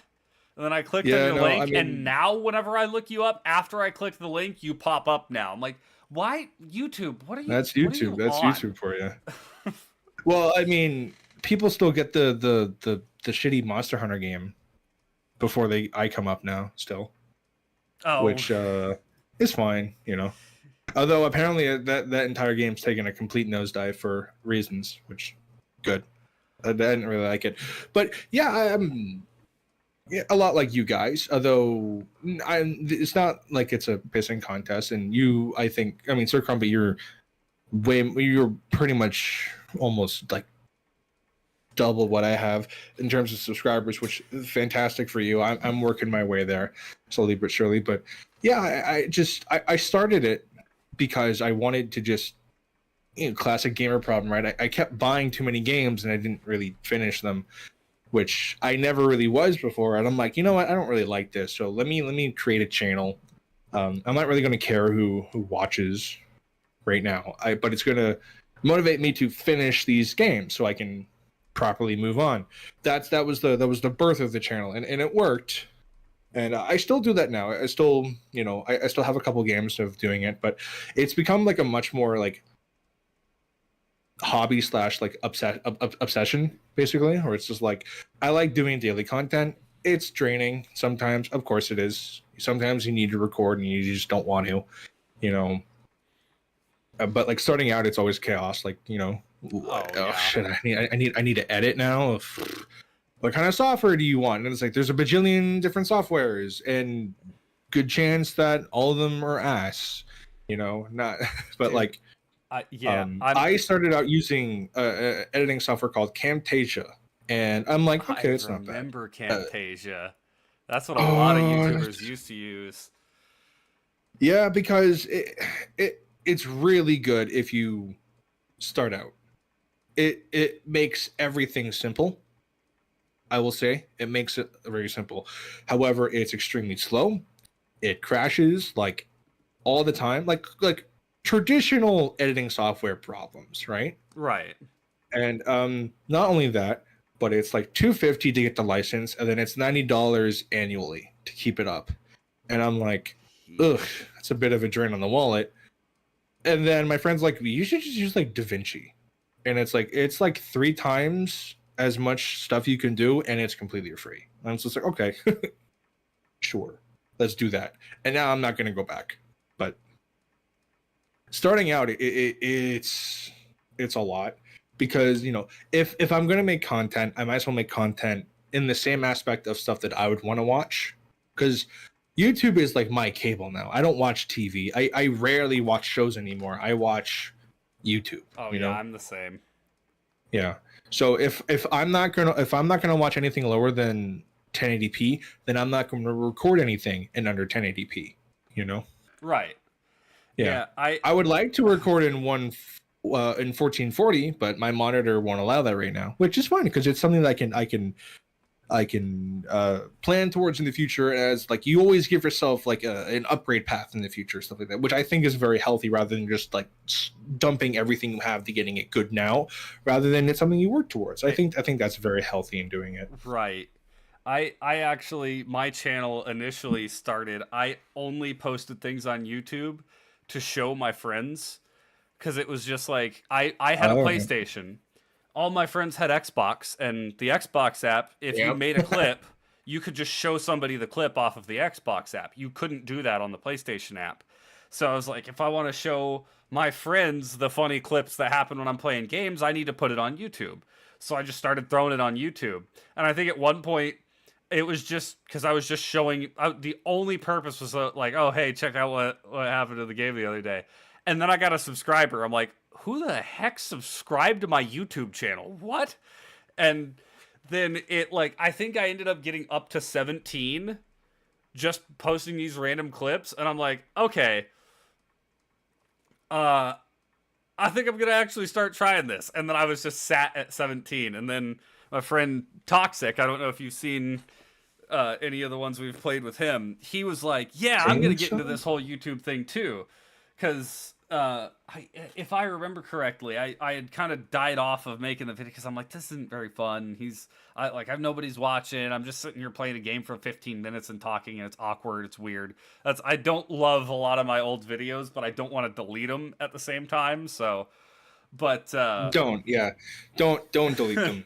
They're cringe and they're terrible. But think about it in like 5 years time. They're character building. Yeah.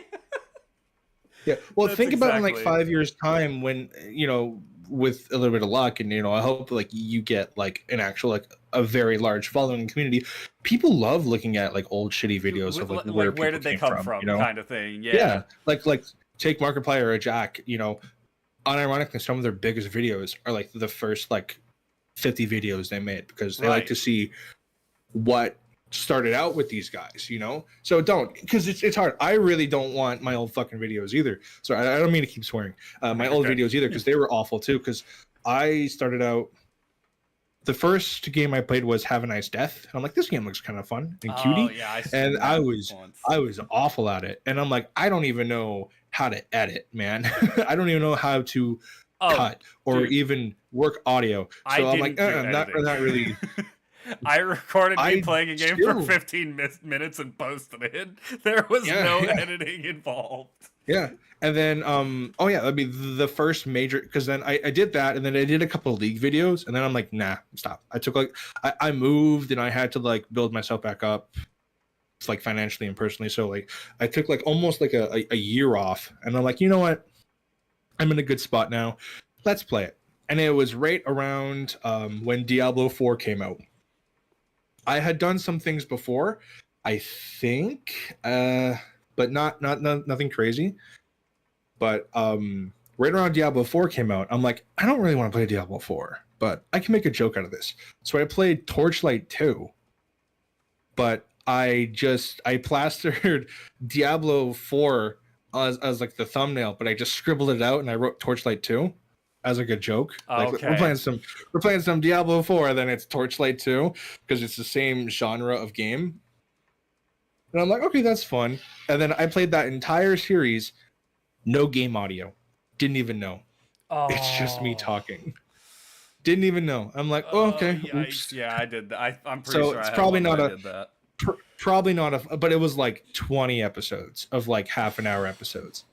And it's like, people probably not gonna, want to watch that, but I'll keep it up there because it's fun. I know. And then it's really funny. This is something that I've struggled with, because of I don't play with game audio on. Yep. I don't either. Like when I'm playing offline, I have YouTube or music in the background. So because I've never, ever since Halo 5, when I had to play like in my living room because I didn't have my own Xbox, and I was play at night, in the middle of the night, I would just turn off all game audio. And I was like, okay, I just never played with it again. I would go and shut it off for every single time I would play the game. So there's certain games where it's like, you need audio to play, and I'm like, I don't need it. I'll figure it out. He used to catch my ire when we played League together, and I'm like, so-and-so's ulting, and he's like, how do you know? I'm like, because I can hear it. Yeah. And then it would just go down the line where it's like, I've had to change up, like, I have audio to the stream, but I don't have it on in my own headphones. Which... Oh, wow. That is still so weird to me. Like, I have to, like, okay, if I'm just by myself and it's like Minecraft, something I've played a bunch. I have YouTube in the background. I don't need the audio for that. But there are certain things when I'm like, I'm playing it, I'm like, yeah, I want to be hearing what's happening in the game. Like, especially when it's a competitive game like League or Marvel Rivals. Nah. Like, when we play Marvel Rivals, you've got it muted. I'm like, oh, so-and-so's ulting. You're like, how do you know? I'm like, because he just shouted the alt line. Okay. Devil's advocate, you can just turn the subtitles on, and then you can know when they're ulting because the subtitles. Exactly. I have subtitles on all of my games. I do too. That's why when I play Rivals, I'm listening to like a podcast or something. So I'm the same as Eli there. But when I stream, I don't do that because I'm like, I mean, I have like the stream music going. But I do listen to the audio when I'm on stream or when I'm recording a game. But like when you're playing like a long JRPG and you're just like you're grinding, you're like, oh, I don't want to listen to this stupid soundtrack anymore. Sometimes, especially if the soundtrack's really bad. I will say, I got another big question. Sure. Dauntless. Yeah. Is ice cream cake a cake? Oh my gosh, you're gonna freaking. Oh my gosh. You're not gonna like my answer. No one is. I don't like ice cream. But okay, I only like strawberry. But that's so I won't know. So that isn't. No, I don't think it is because a cake is something. Cake's a baking thing. You need to bake it. You are so this is for context for everybody because I don't know if we've talked about this on stream at all. We have. Okay. Yeah. Is an ice cream sandwich a sandwich? Me and him used to work in a restaurant together. And we got into a yelling argument when we were opening the restaurant. I'm like, it is a cake. It has cake in the name. And he's like, no, it doesn't have eggs in it. It's not a cake. And so hot far, dog doesn't have hot in it. You haven't. We'll cover that one in a second. I'm not but so far, you are the second person who has agreed with him. He's gotten two people total, and everybody else is like, "Yeah, it's a cake." But well, what do you do with cake? Well, it's called a cake because I mean I don't know what it's called but like okay, but here's the thing. Ice cream cake. No. It's an outlier because ice cream cake is the only thing that has cake in the name which you do not bake. Everything else, you at least need to apply heat to create it. So here's another. So it is an outlier. Here's it another is in the caveat. shape of a cake, but it is not a cake. Because I don't remember what kind of cake it was, but you argued, was it bundt cake isn't cake? Because it doesn't have. No, it wasn't. I don't remember. There was one you argued that wasn't a cake because it either didn't have eggs or it didn't have milk. Which one was it, Eli? Have a cake without those things. That's not what you need to bake it for. No, it see, like I'm also a food guy too. You don't know this. I'm also a food guy too. So it's even playing field here. No, because there's work at Dairy Queen Razor Bowl. We work at a pizza place. Because there's no baked cakes, which I would also classify as a cake. There's a specific. I can't remember what it is off the top of my head, but there's a flourless cake, and I argue that that's not a real cake. How does it become a cake? Do you have to set it out somewhere? Or is it you make it and you eat it? His argument has always been it has to have flour, it has to have milk, it has to have eggs, and you have to bake it. He's like, those are the 4 steps. If it doesn't do all 4 of those, it's not a cake. And I'm like, okay, but that's a ridiculous my question. So my question is, with a normal cake, you can't whip it up and eat it instantly, right? It's gooey batter. It's inedible. It needs to have a transition from liquid to a solid, right? Sometimes that's just leaving it out to just set on its own. Sometimes you need to bake it. But with ice cream cake, it's just hard. It's just ice cream that is like kind of melted that you form in the shape of a cake, and then you just let it freeze some more. That's not really a cake though. It's just in the shape of a cake. That's like calling a ham sandwich a burger because it has all the fundamentals of a burger. It doesn't mean it's a burger. Yes, It's meat between 2 pieces of wheat, but that doesn't make it a burger. But a burger is a sandwich. A burger falls into the subsect of sandwich. A ham sandwich isn't a burger. A ham sandwich is a sandwich, but a burger is also a sandwich. So it's just a sandwich of a different kind. Isn't a cake, but it's ice cream. And by that goddamn logic, Spencer, a beef Wellington is a calzone. Yes, it is. Yes. A beef Wellington is a rich person's Hot Pocket. Isn't a calzone more of like? Okay, I mean, no. That's semantics. No, that's semantics. I get it. It is. Even better, Eli. A beef Wellington is a rich person's corn dog. That's accurate. Yeah.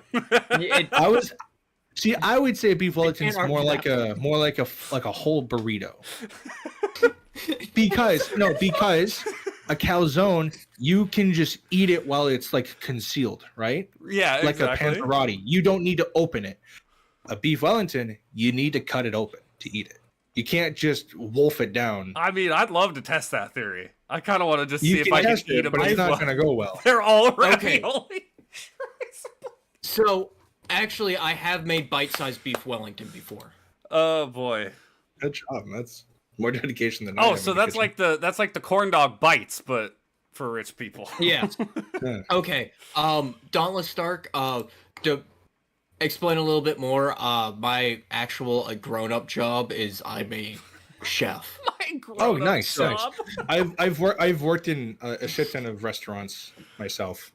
Never a cook, but I know how to. We worked together at a restaurant for a while, and I was a line cook and a driver at that pizza place. So I'm not a chef like he is, but I've at least been in that realm, and I hated it. Yeah, I couldn't really handle the stress part of it anymore. It's not worth it. I got tired of dealing with the like, hey, you're the only person who can drive and cook, so we're gonna have you on for 60 hours this week. You're gonna have a couple 12-hour shifts. I'm like, no, I don't want to do that anymore. I'm gonna go somewhere where I'm gonna get paid more and I work less. Like, can you bake a cake with no sugar? Yeah.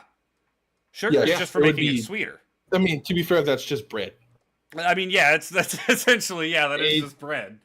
Well, you do put sugar in bread too. Well, yeah, but it's basically sourdough. If it's like sourdough, yeah. Yeah. But it's more of a bun than cake. You can also substitute sugar for honey to make what is called translated over from French, elven bread. Yeah, isn't it limbus bread? Yeah. No egg. You can't go without milk or egg because those are necessary to the structure of the. Depends on how technical you want to be. You can do like a different kind of milk, right? You can doesn't have to be dairy milk and stuff like that, but almond milk. You can also do like heavy cream. Yeah, heavy cream. It wouldn't be the same, but it's not milk. It's still a dairy product of the same. Okay, so here's a question: if you take out milk and eggs and you put in eggnog, does that count as both? Oh. Okay, to answer your question, that is actually a dessert, holiday dessert. You make is that bread pudding or something. I believe it's something close to that because you actually eat it raw. You just take cake mix and pour it into eggnog. Gross. Okay. I didn't think it'd be that diabolical, but just for clarification, I hate eggnog. Eggnog is vile. I'm content with one warm glass with a little bit of marshmallows and cinnamon on top for the entire Christmas season. I don't need anything else than that. I can't do it. I just need one. It's gross. Ian, you don't know what eggnog is? It's like a Christmas. It's sugary drink. Milk. It's sugar milk, basically. That's the easiest way to describe it. With eggs. With egg yolk. It's really thick sugar milk. Let's put it that way. Oh, and to me, it tastes disgusting. I hate it. A lot of people love it. It's very rich. It's very rich. Yeah. That most people who I'm like, yeah, I hate eggnog. They're like, what? You hate eggnog? I'm like, yeah, it's gross. I mean, I don't like it either. But like, I like having like a glass for like an entire season. As long as I have that, I'm content. I don't need anything more than that. But yeah, I agree. It's very, I wouldn't say pungent, but like it's very heavy on the senses. Right. Yeah, I was not a fan. The one time I tried it, I'm like, yep, nope, never tried that again. Yeah. Yeah, we were talking about YouTube, and we somehow got off on this because Eli brought up the whole cake thing. But we got on it because of the audio, and I wanted to bring up hey, well, is this a thing? Is Dauntless Stark more like Eli than he is like Crumpets? I mean, I don't know. I don't like ice cream cakes. I don't love ice cream. I like strawberry ice cream. That's it. Nothing else. I'm funny enough the exact opposite. I'm not a huge fan of regular cakes, but I love ice cream cake. My partner will contest this, but I don't have like a sweet tooth. I really don't. I don't ever wake up and be like, oh my God, I need to have this sugar thing. If we have like gummies or like a kid cereal or lately, because I'm Canadian, we have like these little banana marshmallow things that taste amazing and they're pure sugar. I seek those out, but other than that, I really don't. I'd rather have like a nice meal than a dessert. I don't really have a sweet tooth anymore because I cut out most sugar. Like I stopped drinking soda like 6 months ago and all that kind of stuff. Okay. I say that I could never. I need my Sprite or 7-Up. Those are my bugaboos. Yeah, I need them. I had to cut out soda, but the one exception is recently, since I've been cutting out almost all sugar, every once in a while I'll get this craving, and I found it so weird because it's not my favorite candy.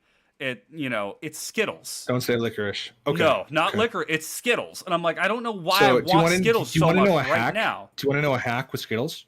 What's that? Freeze them, and then they become sugar pebbles. Oh gosh, that might shatter my teeth. Well, no, they become like more like jawbreakers where you just like suck on them. Oh, okay, that's interesting. You're not meant to chew them because then they will hurt your teeth. But because you freeze them and then they're just like little sugar pebbles you pop in your mouth. But I was kind of theorizing why. I'm like, why is it Skittles? Because Reese's are my favorite. I love Reese's peanut butter cups. Those are my favorite candy. So I'm like, why is it Skittles that I want? I'm like, oh, because they're straight sugar, and it's my body going, hey, you need sugar. Go eat those Skittles. They're just better M&Ms. Yeah, it's like, hey, you could eat the chocolate, but since the Skittles are just pretty much straight sugar, this will get your sugar back faster. Eat those. Yeah. And I'm like, that's probably what it is. Mine is the gummies, like the Sour Patch gummies. Gotcha, yeah. I like Sour Patch. I buy a bag of those for work pretty much weekly, and I just throw them at my job. And normally what happens is I have coworkers who will sit there and eat all of them. So I only get like 4 or 5, and I'm like, I don't really care, but at the same time, it's like... Stop. It's like that little sugar in the middle of my shift that I need. Yeah, because I'm like about to scream at grown men to stop touching each other inappropriately. Jesus. Yeah. That's the way kitchens are. But do you so sorry, not to I want to just add in one more thing. Growing up, I loved blue whales, like the gummy. I don't know if that's a Canadian thing. So we had blue sharks. Where they, like the white gummy part in the bottom and the blue gummy part in the top. Yeah, okay, so it's same candy, different animal. Yeah. They're ass now. Am I wrong? I haven't tried them in so long. I have no idea. Every packet I have had, they're either like rock hard solid, like they're super stale for some reason, and they have like no flavor. And as a kid, I'm like, these were same thing with like green frogs or Swedish fish or root beer float gummies. I can still they're all just so fish. Pardon? I can still down some Swedish fish. I love Swedish fish. They're all just like, I don't know if it's just like me getting better or like they're changed or both, but like all like the gummies I used to love as a kid, they're just so bad now. I mean, tastes do change as you get older too. I can tell you that. I guess so. There are things I used to love as a kid that I will not eat anymore. Oh, that's Sunny D for me. I can't. Oh yeah, Sunny D. It's acid. It's just acid now. Terrible. I drink it and I just feel my throat just like burn. What's another one? I know there was something else I used to eat as a kid that I'm just like, like Pixie Sticks. I loved Pixie Sticks as a kid, but it's literally just sugar in a paper tube. Like I can't do that. Do you guys have Juicy Drop Pops? Yep. Yes, we do. I have not had one of those since I was probably 8. Yeah, same here. But I imagine having one now, it wouldn't be great either. What was the name of the ones that it was like the packet of sugar with the little sugar stick in it? You lick the sugar stick and dunk it in the sugar. Yeah, where it was like the Popeyes candy, like chalk, and then it was just I don't remember, but yeah, called? I know exactly what you're talking about. But yeah, good grief. Tootsie Rolls are underrated, Ian. Thank you. Tootsie Rolls are one of my favorite candies as well. I think that's mostly nostalgia, but I do love Tootsie Rolls. So going along with the ice cream thing, I don't love a lot of chocolate either.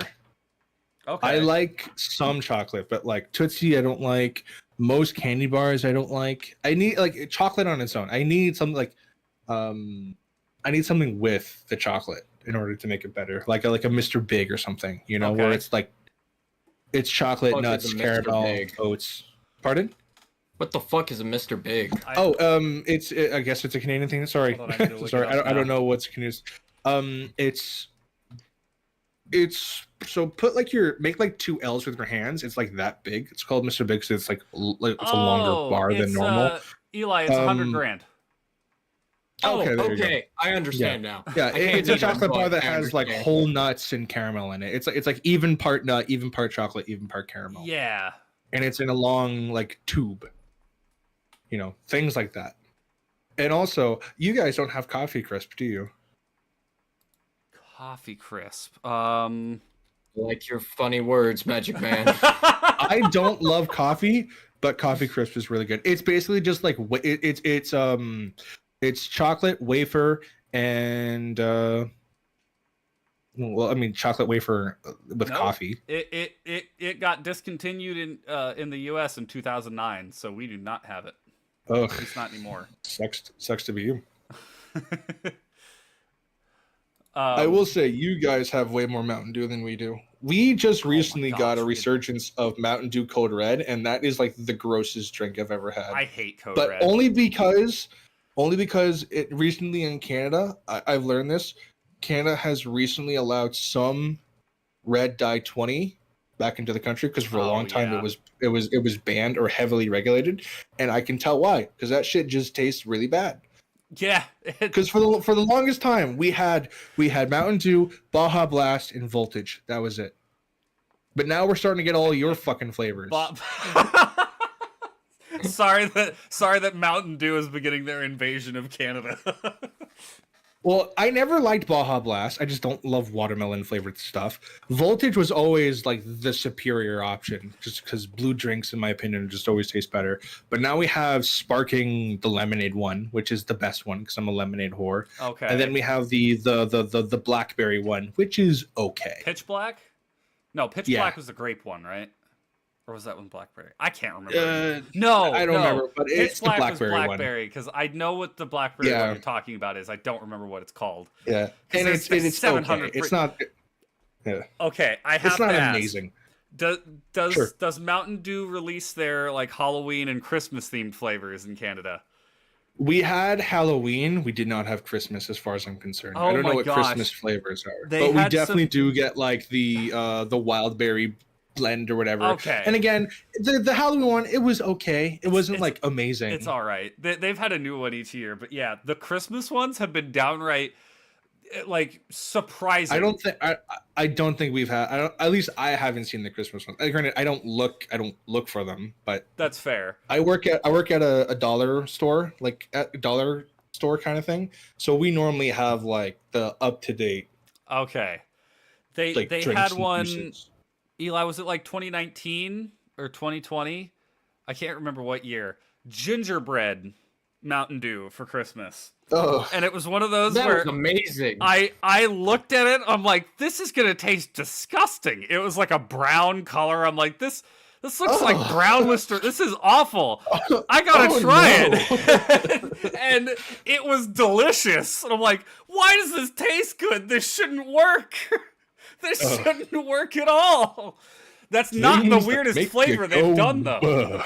They did, I think the year after that they did fruitcake, which that one was actually terrible. I took a sip of that and I was like, nope, I'm not drinking this anymore.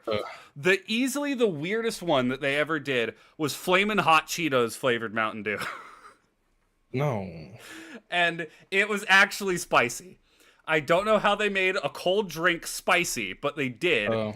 And Speaking of like weirdest. spice, I think we're also getting some of your Dorito flavors as well. Which, okay. Again, a lot of them are really bad. Like we have like girthy garlic or whatever it's called. I'm sorry. I don't know. It's I something don't think that's the American one. It's something garlic, and it's like an opaque color. It's like pink, like the bag's pink, and I'm like, we this need is girthy like garlic Doritos. Oh whatever my it's gosh. called, but it's like it's garlicky, but like it just tastes like really shitty, like garlic bread. Garlic flavored Doritos does not sound good. My favorite Dorito is the. There's one where there's a sweet new and one where it's spicy. like it's sweet. Oh yes, sweet spicy. Purple bag. In I my love opinion, those. that and whatever purple, like the purple bag, barbecue or whatever. Like that's also like I think the the best barbecue one. one. But we have a new one, and it's vile. It's supposed to be like meant to be like a dual crossover between two flavors, where it's supposed to be like Cool Ranch and like sour cream and onion, and it just tastes like pickle. Oh, Everything. It just tastes like pickle. Those. I haven't Not even tried like them. dill pickle. Not even like dill pickle. Because I like dill pickle or like sour creams and onion. It just tastes like you're biting into a crispy pickle. It's just like, oh my god. That's disgusting. There's no Cool Ranch at all. Yeah. They're pretty bad, dude. These new flavors, they're not cooking. Oh boy. They're killing with these. Jeez Louise. Anyway, about YouTube. Yeah, we about keep going off YouTube. the food. Which is fine. I don't mind this conversation at all. Oh no, I really this don't. is fantastic. I mean, Like, what okay, what was our tagline for this show, Eli? If you Shoot. don't like non sequiturs Tangents and and non something else, sequiturs, then this isn't is the not show the for you. podcast. all right, hold on. One more classic American Canadian breach. Have any of you had ketchup potato chips? I've seen That's them. a very I've never tried classic them. Canadian exclusive chip. I've seen them. I've never tried them. I've heard they're really good, and it's always one of those where I'm like, I kind of want to try it, but usually when I find it, it's like at a specialty place where they've got they got stuff from China and Germany and all kinds of stuff, and so it's like it's like $12 for a small bag of chips. I'm like, I'm not spending that much. Okay, maybe not that much, but like, if you have French fries, what's the number one condiment you have with potato? Ketchup. It makes sense. It's just like a powdered ketchup. It tastes exactly like ketchup. It tastes exactly like if you dipped a potato chip into a ketchup. It's just probably not going to be as strong. No, they're good. They stain your fingers, but I'll have to try. I mean, yeah, we get that with Doritos anyways, so yeah. But no, that's pretty classic. You should try them. They're very when you first have them, it would be easy to understand that they're very vinegary because that's just ketchup for the most part. Right. But they're good. They're really good. Yeah. Have like a small bowl and just have like a small bowl out of like the whole bag, and then just let it like germinate your taste buds and see how you take it from there. All right, I'll have to try that. Yeah, let it germinate your taste buds, crumpets. That's sorry, but that's the terminology I use. I use word terminology sometimes, but like that's it to it makes sense to me. It makes sense. He's just being an ass. Okay. Yes, I am.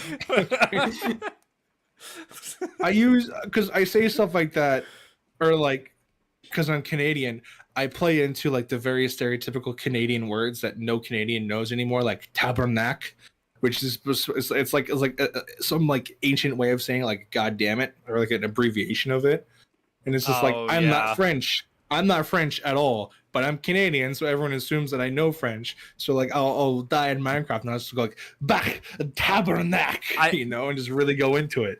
It's just really fun to say. It's not a word anymore. It's like a dead word. No one realistically says it anymore. I've gotten into a habit that I'm trying to stop myself from, where for some reason at work, like if something bad happens, I'll curse in German. And I don't know why. Like I've tried to get rid of. Yeah, well, it's because I'm trying not to curse anymore. I used to curse a little bit more. I'm like, I don't do it on stream, and I'm trying not to do it off stream either. But for some reason, like I'll bump into something, and it'll just be like, "Scheiße!" Like, stop that! Stop! Like, I know that's your heritage, but you can't let the inner German out. You gotta keep it down. Some of my favorites are bah humbug. I say that unironically. I use that one. I love pulling out, if I'm surprised by something, I love pulling out great googly moogly. Because people are either like, what? Or they're like, oh, you watched that show as a kid too. I like saying rad and bodacious. I think is a brilliant word. I use no dope. one says bodacious anymore. I have so much 90s slang in my vocabulary, it's not even funny. Like, I keep arguing with people, but I was born on 99. That I am a 90s kid. I don't care. I barely made it. I was born in 99 too, and people always like, oh, you're not a 90s kid. I'm like, I grew up poor in the 2000s. I might as well be a 90s kid. Don't condescend to me. First of all, yes. I watched the same. If you're going to use that logic, then technically I'm an 80s kid because all of my childhood was from the VHS is from the 80s, okay? But like, no, I grew up with like 90s shit. Yeah, I'm a 90s kid. I watched all of the, like, I watched Rocket Power, I watched The Wild Thornberries, I watched Animaniacs, Pinky and the Brain, like, all of these, Darkwing Duck, all of these 90s shows. I played all these 90 games. I watched. Like, We didn't have cable or internet growing up, so movies were our lifeblood growing up. But it was just like Toy Story, Shrek, Land Before Time, Happily Ever After, We're Back, Cats Don't Dance, underrated movie, by the way. Cats Don't Dance is a fantastic movie. Yeah, like, if you ever want a kids movie to teach you racism really well, literally watch Cats Don't Dance. It's unironically really good at getting the message across. uh, And I'm going to loop this back to YouTube, but like watching movies like those, it really influenced like how I wanted to do. I'm going back to YouTube for a bit. Sorry, but anyway. But at least for me, one of the biggest, like, I don't really know how to do this, was like making thumbnails. Oh yeah, I've definitely, my original stuff did not have thumbnails on it. Because I do daily content. So what I just did is I took the poster of the game and I just scribbled a 2, 3, 4, 5, 6, 7 all the way until it was done. And then I met some other content creator guys that basically said, dude, this is shit. You need to work on it. And I'm like, okay, well, then fuck you. It's fine. and then I did the same thing, but a little bit better through like Adobe Express or whatever. And then I'm like, I think I was playing Neo. Because again, I was at that point, I was just playing games that I wanted to play. And I did the entire series of Neo 2, which amazing game if you haven't played. I've wanted to play it. It's like 60 hours long though. So just warning. It's not a short game. And then I'm like, you know what? I'm just gonna draw over the poster with like my character, like my little avatar. And you know what? Sure, I'll do that. And if you want, I can send you artwork if you want to put on the stream. If you want, you don't have to, by all means. Oh, I mean, I can point him to the Elden Ring one you drew because that one was awesome. You can if you want.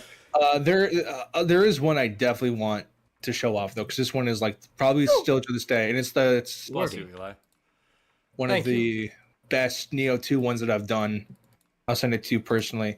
But then like one of the cool things about like doing YouTube or whatever is like I can make my own thumbnails because granted, before I did YouTube, I took a very long sabbatical from it, basically. But like, I used to draw a lot. I used to do a lot of drawing on, pencil and paper. I don't have an animation tablet now, and this isn't like a bragging point. I wish I could do it any other way if I could. I really wish I could do, like, I draw everything with MS Paint, basically. I load up all the assets into like some like really shitty workaround ways in which I know how to do, and then I draw over it to create the poses I want, for example, right? So for the Elden Ring one, it was really hard to find a really good position for like the Draconic Sentinel Knight and whatever, and it's just like shit like that. But like I spend so much time to just try to just get like the pose I want and whatever, and sometimes it doesn't work out. Like there are some that I really don't love and I would love to go back to eventually, like a couple years down the line. But like that's just one of the things that I've really, really grown to appreciate only because I've done YouTube. Is like it's got me back into drawing. I've done some voice work for some other channels as well. I can't they're not out yet, so I can't publicize them currently. And even as simple as like if you watch any of my stuff in the recent years, I have like a PNG tuber model. I'm technically a VTuber if you want to say that, which I don't even know if I do. But just shit like that where like I love drawing again. And it's just like if it weren't for YouTube, I probably would just be like a dead hobby. I probably wouldn't go back to it. I'd probably go back to it every now and then, but like it's crazy. And even on Discord in my like a tag, I do free commissions. I want to draw more on stream. I just don't because there's not much stuff to draw, or I don't really want to spoil what I'm about to do on the channel or whatever. Yeah, right. I totally get what you mean because I initially, so my friend was like, yeah, let's get into this YouTube thing, and I was like, okay, yeah, I'll start streaming. and I started stream. The only reason I even started streaming was because I was off work. I tore my shoulder in January of 23, and I had to go off work for 6 months. And so I was just sat around doing nothing for 6 months, with my arm, useless. So I'm like, I can't go like play sports or anything. I'm stuck at home all day. And I was just like, I'm getting bored of just playing video games. I'm going to start streaming. And the first thing I streamed after like a kind of test stream where I tried to stream playing Pokemon, and that one's awful. I streamed Dark Souls 1, the original Dark Souls, off of my PlayStation. And I was just like, yeah, I'm just going to start doing this. And I'd stream for like 6 hours just playing the game. And I'm like, and I mean, yeah, what else are you gonna do? Slowly started getting people watching. I'm like, yeah, I got up to 30 subs. I'm like, wow, this is cool. I'm at 30 subs. And then like me and Toxic just kept doing it together, and then he went up to 58 subs, and then I jumped from 30 to 80, and then it's just gone on from there, and we've both really started. He actually, I gotta give him a shout out, because he just started kicking some ass. He put out one of his first, like, what's the term I'm looking? Long form videos. It's 17 minutes. It's not super long, but he's gonna drop the shorts now that he was doing. But he puts out this video, 17 minutes for Dead by Daylight. He has gotten 50 plus subs off of that video. He jumped from insane. 250 something. He's now at 302. Congrats. Like, I was like, dude, because I watched it. I don't play Dead by Daylight, and I watched it. I'm like, damn, this is not a video of somebody who is just starting to make full length content. Like, it was very well edited. I'm like, you need to show me how to edit, because I'm a dumbass when it comes to that. I'm like, yeah, I'm gonna edit, and I'm looking at it. I'm like, this is scary. I don't know what to do. Where do I start? But he just like posts this incredible video. I'm like, dude, you killed it. Like, that was awesome. And so I got to give a lot of props to him, because I want to start doing normal videos outside of just live streaming. I love live streaming. I'm never going to drop it, because it's just, it's so much fun. I myself, I don't know, 4 months. No, sorry. Hard to say. Maybe like 9 to 10 months. I also started streaming too, and it's a lot of fun. So, much like with everything on YouTube, it's really hard when you have no feedback or engagement. Right. You think that it's all on you, but like, you're just throwing things into the you don't void. need I don't even have 200 subs, and it's just like I don't like talking about like the numbers like that, because I do appreciate every single one of them that do subs and everyone that does watch the channel. It's like, I'm not diminishing it at all, but it's just like, for YouTube's eyes, they probably aren't going to be pushing my shit out that much, and it's just like, that's completely fine. And that's the same with me. I'm like, I have 350 subs. I might as well not exist on YouTube. Like, to me, I don't know 350 people. Like, that's an insane number to me. But on YouTube's terms, like, who even cares about me? I'm a nobody. Which isn't a big deal. I'm doing this for fun. I don't care if I do this for another 5 years and I don't crack 1,000 subs. Or if I somehow miraculously blow up. Like, that'd be awesome. I don't need it. I'm very much the same. Sometimes, knowing that doesn't stop the little brain at the back of your head saying, like, you should maybe stop because no one's going to give a shit. Right. But like, that's kind of anything you go into that is within like this sphere, right? If you did commissions for like a hobby and you charge money, and then you got a commission, or like someone wasn't really happy with your commission, I'm sure you'd feel like the same way or whatever. But it's all about looking forward, having reasonable goals, like stepping stones, and just doing it because you like it. Through the moment it stops being fun, change something, right? Right. Yeah, exactly. Because it's like, I know that, like, I can't imagine some of the pressure that some like the top dogs on the channels have, and like, I know burnout is real, but there's just healthy ways to do everything that just prevents burnout. Right. Play the games you want to play. Don't play Among Us for the 80th time because you know that it'll get views. Play whatever game you want to play at the time. If you want to play, and I'm just using you as an example, if you want to play Elden Ring for like a month straight, then play an Elden Ring for a month straight. And that's literally like, I put up the schedule. I'm like, I'm gonna play Lego Batman today, and I'm like, yeah, I'm ready to keep playing Lego Batman, and then I'm getting ready to stream. I'm like, I kind of want to play Elden Ring again. Yeah, because like how I do it is I've been trying out this new series. I don't know how long it's going to be like in the long term, but right now I play 3 games for the channel. I play the Let's Play, which is daily content, like roughly 30 minutes every day. Some minor exceptions here. Usually I post another video in replace of it, but for the most part I do a video every day. And then about roughly every month or maybe every other month I post what I call a long play, and it's usually 3 to 4 episodes of an entire game series. So they're like 6 to 8 hour long episodes, because they're games that I want to play. I might as well record playing them, because I'm just I make it clear like I'm playing the game how I would normally play it, so there's not a lot of editing. But it wouldn't make sense either on stream or episodically. Like for example, Core Keeper, it can be fun on stream. For the most part, though, it's just me figuring out how the game works for the first 5 hours, and it's me just attempting a boss down the line for like another 30 minutes. Like, it's not amazing stream content. It's like watching an MMO player. Like, if you're not in depth with the MMO, it's probably not going to be a fun stream for you to watch. And it's the same. I've had that in the middle of a stream where I'm playing a game and I'm like, oh, this is not a good stream game. Yeah, and that's unfortunate, because some of the best genres, at least for me, I love farming games.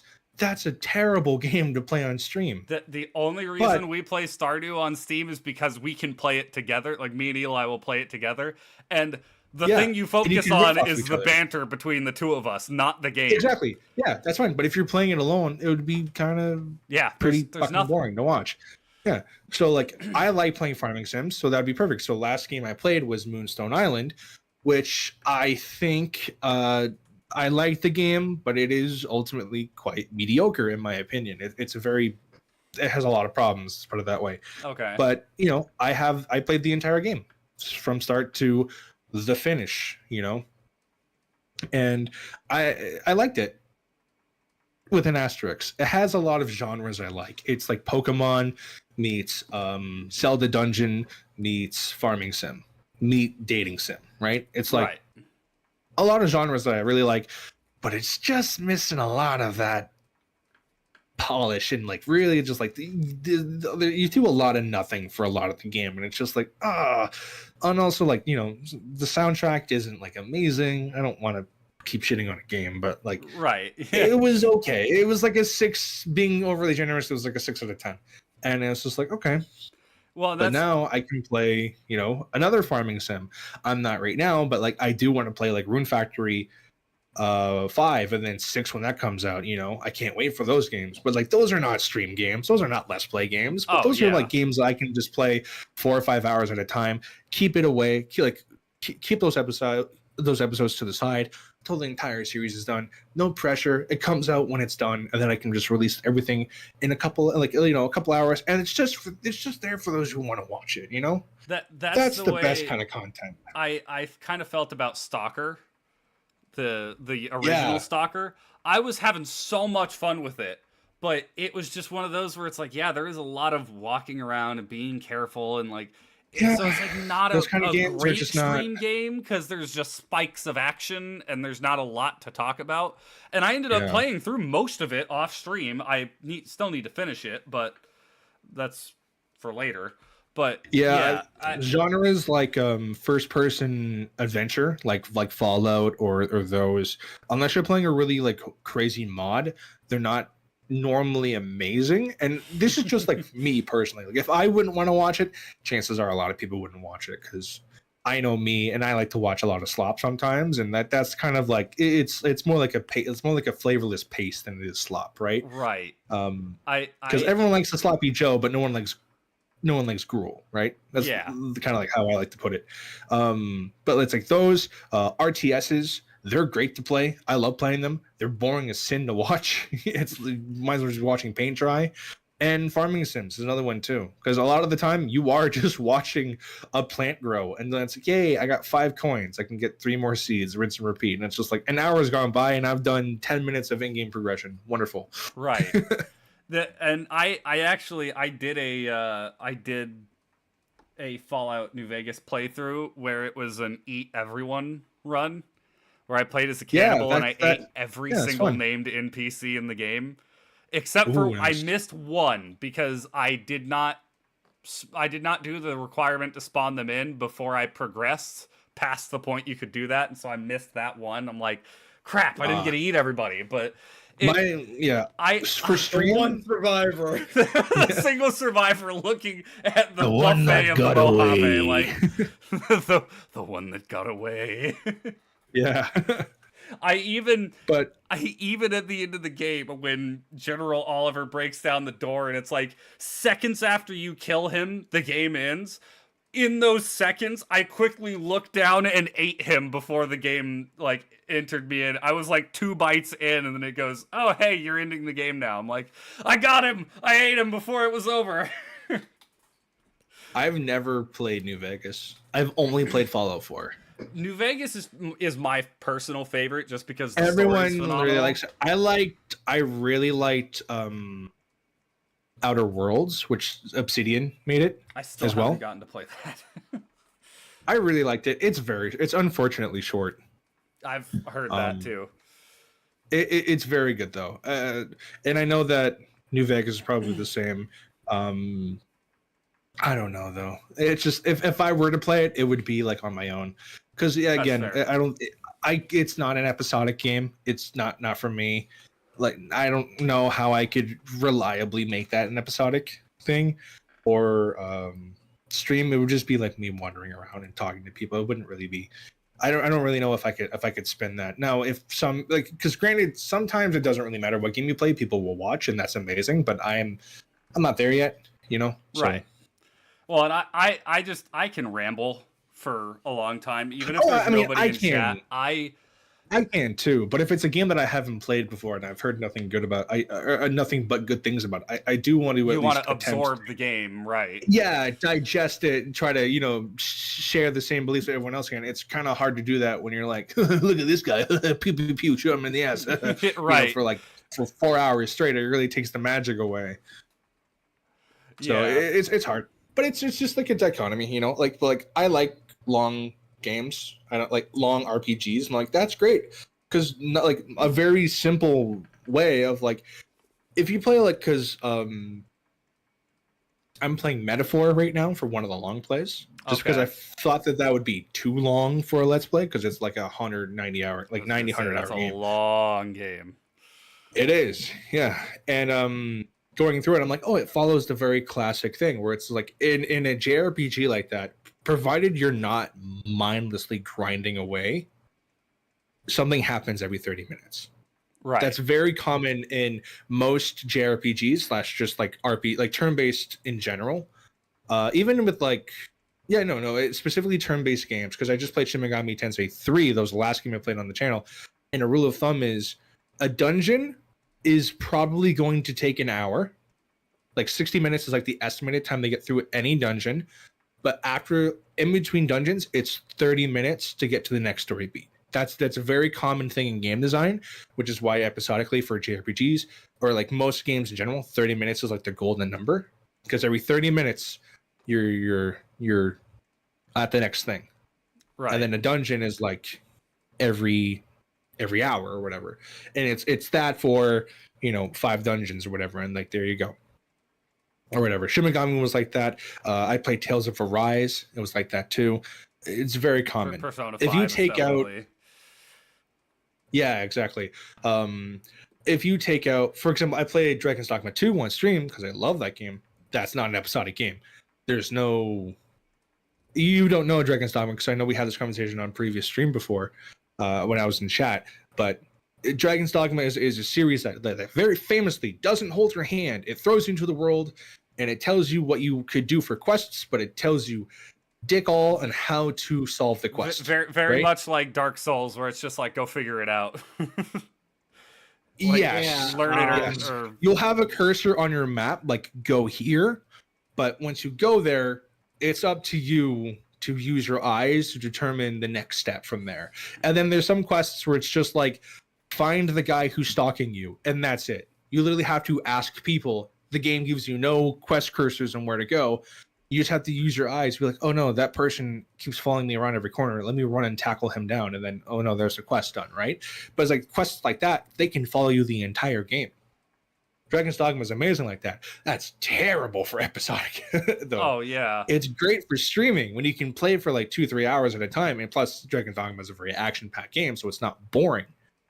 But yeah, it's just fun learning about the dichotomy of games, and also like there's a bunch of indie games that I want to play that are like not in any of these genres. Like there's one called Core Driller, I think. I need to find the name of it. I played the demo of it on stream and I had a blast doing it, but I don't know if I have it anymore. I think it's called Core Driller. okay. I don't have it anymore. I had it as a demo, but I must have gotten rid of the demo. But it's basically you mine resources, and it's like a modern day version of like a tower defense game, which is a genre I feel like more games should have these days. I think it's it was a very popular Flash genre for sure. Exactly, Yeah. but that's all people thought of it was. It's fun for like an hour or two, and then you go, and then computer time is done, and you go off to math class or whatever in school, right? That's all tower defense was. But like, other than like Balloon's tower defense, can you name like a single like main series title in that genre? You would be hard pressed. Definitely not. You'd be hard pressed, right? Yeah. Yeah. I might be able to come up with a few. Like there was The Last Stand that was sort of tower defense with the zombies running at you. You had to upgrade your barricade and your survivors. Yeah. Technically, like original Fortnite was a tower defense. Yeah. Yep. There was that really, really bad game that looked like Halo but wasn't Halo, made by 343. It was dead on release. I forget the name of it. It was that forgettable. Like there has been attempts where there hasn't been, but it's like I want more games like that have like a weird genre attached to it. And like Animal Well belonged in that too. I don't know if you know it, but it's like a very in-depth puzzle. It's on my wish list. I would rather shoot myself than play that game. I hate puzzle games, but like I'm glad it exists. We need games like those that get the community under one banner around it. Not for me. I don't like puzzle games, but I'm not dumb enough to just ignore the game as a whole entirely. Right. And I think that's really important. Like that's Sekiro for me. I know the game's amazing. It's just not for me. Yeah, and it doesn't have most of the things that I like in a video game. And the first and foremost thing is replayability. If you play Sekiro once, you play it again, for the most part, it's going to go exactly the same as the first one. Right. You know? And the enemy has a shield, you use an axe. You can't use a flamethrower to melt the shield, you got to use the axe. You know, there's very like one-to-one answers for everything, which is great when you're playing it for the first time, but because, you know, I'm poor, I look at it like it's like an $80 game. I'm Canadian, so games are a little bit more expensive here. Right. Am I going to get $80 worth out of that? I'm going to get one playthrough out of that. But if I buy Dark Souls 3 for $80, I can play that game for 4 months straight with thousands of different builds and get my money out of it. That's what I look at. That's the first and foremost thing I find when I look at in a video game. Or if it's like a metaphor, the game itself is going to be 90, 100 hours long. So I'm going to get my money out of that no matter what. Just playing the game. Plus, yeah. And on top of that, there's a lot of build variety. So if I ever do want to play it again, I don't have to play it the exact same. I think it's very important to me in games. Is not build variety, but just different replay values. Replayability, yeah. Well, and that's why everybody has their kind of genres of game that they like to fall into. But yeah, I wouldn't be caught dead playing a sport game, for example. Yeah, I mean, I wouldn't. Like the best sport game that ever was made was Technoball for the NES. No other game has come close. I'll pause at the WWE games just for creating like Spider-Man versus Wario. They're fun, but I don't actually play it. I throw it on and I watch it. That's about all I do. Okay, cool. You bought a game for TV. That's not a game. I bought it on sale. Games that are fun. for TV.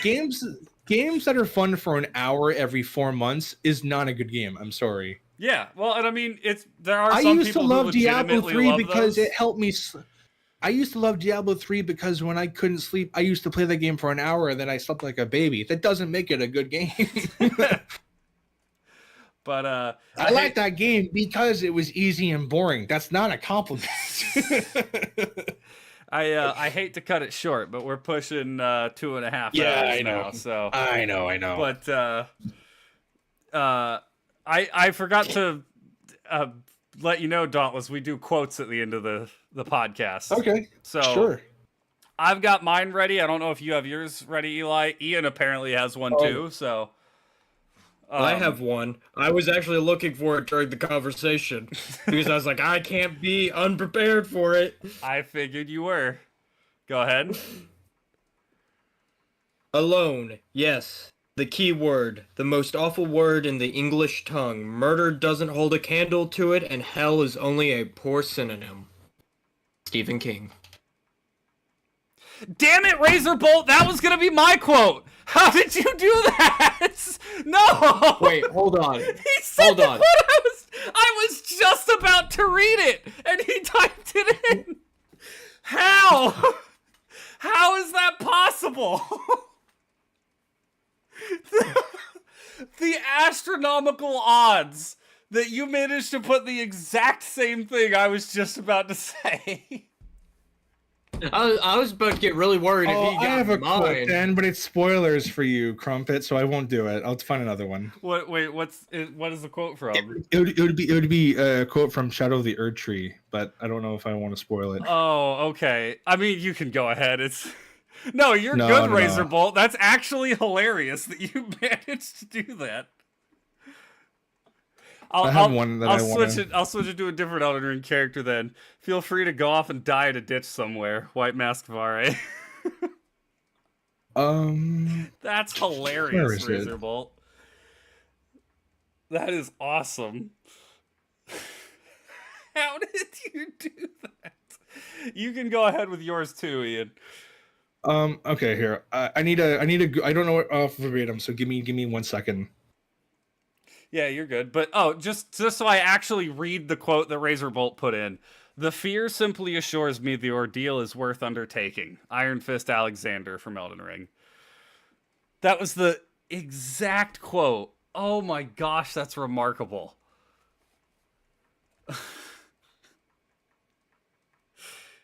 Okay, I have a quote. Technically, it's 3, but when the character says them, he says them like one after another. So it's like technically one large quote, but it's 3 separate quotes. Yeah, that's good. Power and wealth are sweet anodynes for heartache. When the weak court death, they often find it. For only my death will staunch the flood of destruction. Grigori, Dragon's Dogma. Sweet. But yeah, Kinky. Kinky. All right. But thank you, everybody, so much for watching. I'll be back tomorrow. I didn't make a schedule this week, so I'm probably just gonna play Elden Ring again. But yeah, I'll be back tomorrow. I think Eli's gonna stream tomorrow because I don't think he's streaming tonight anymore, unless he's still playing. Yeah, no, I will be on tomorrow night. Okay. So yeah, I'll be back tomorrow around noon. He'll be back at night. Dauntless, you got anything coming out tomorrow?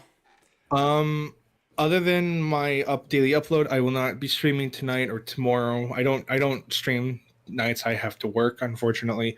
But I will probably be streaming Thursday I'll either have a poll on my own Discord of either Cobblemon or Cassette Beasts, which is the stream game I've chosen. Okay. Sweet. Well, everybody, have a great night. We'll catch you tomorrow. And tally ho! Tally ho!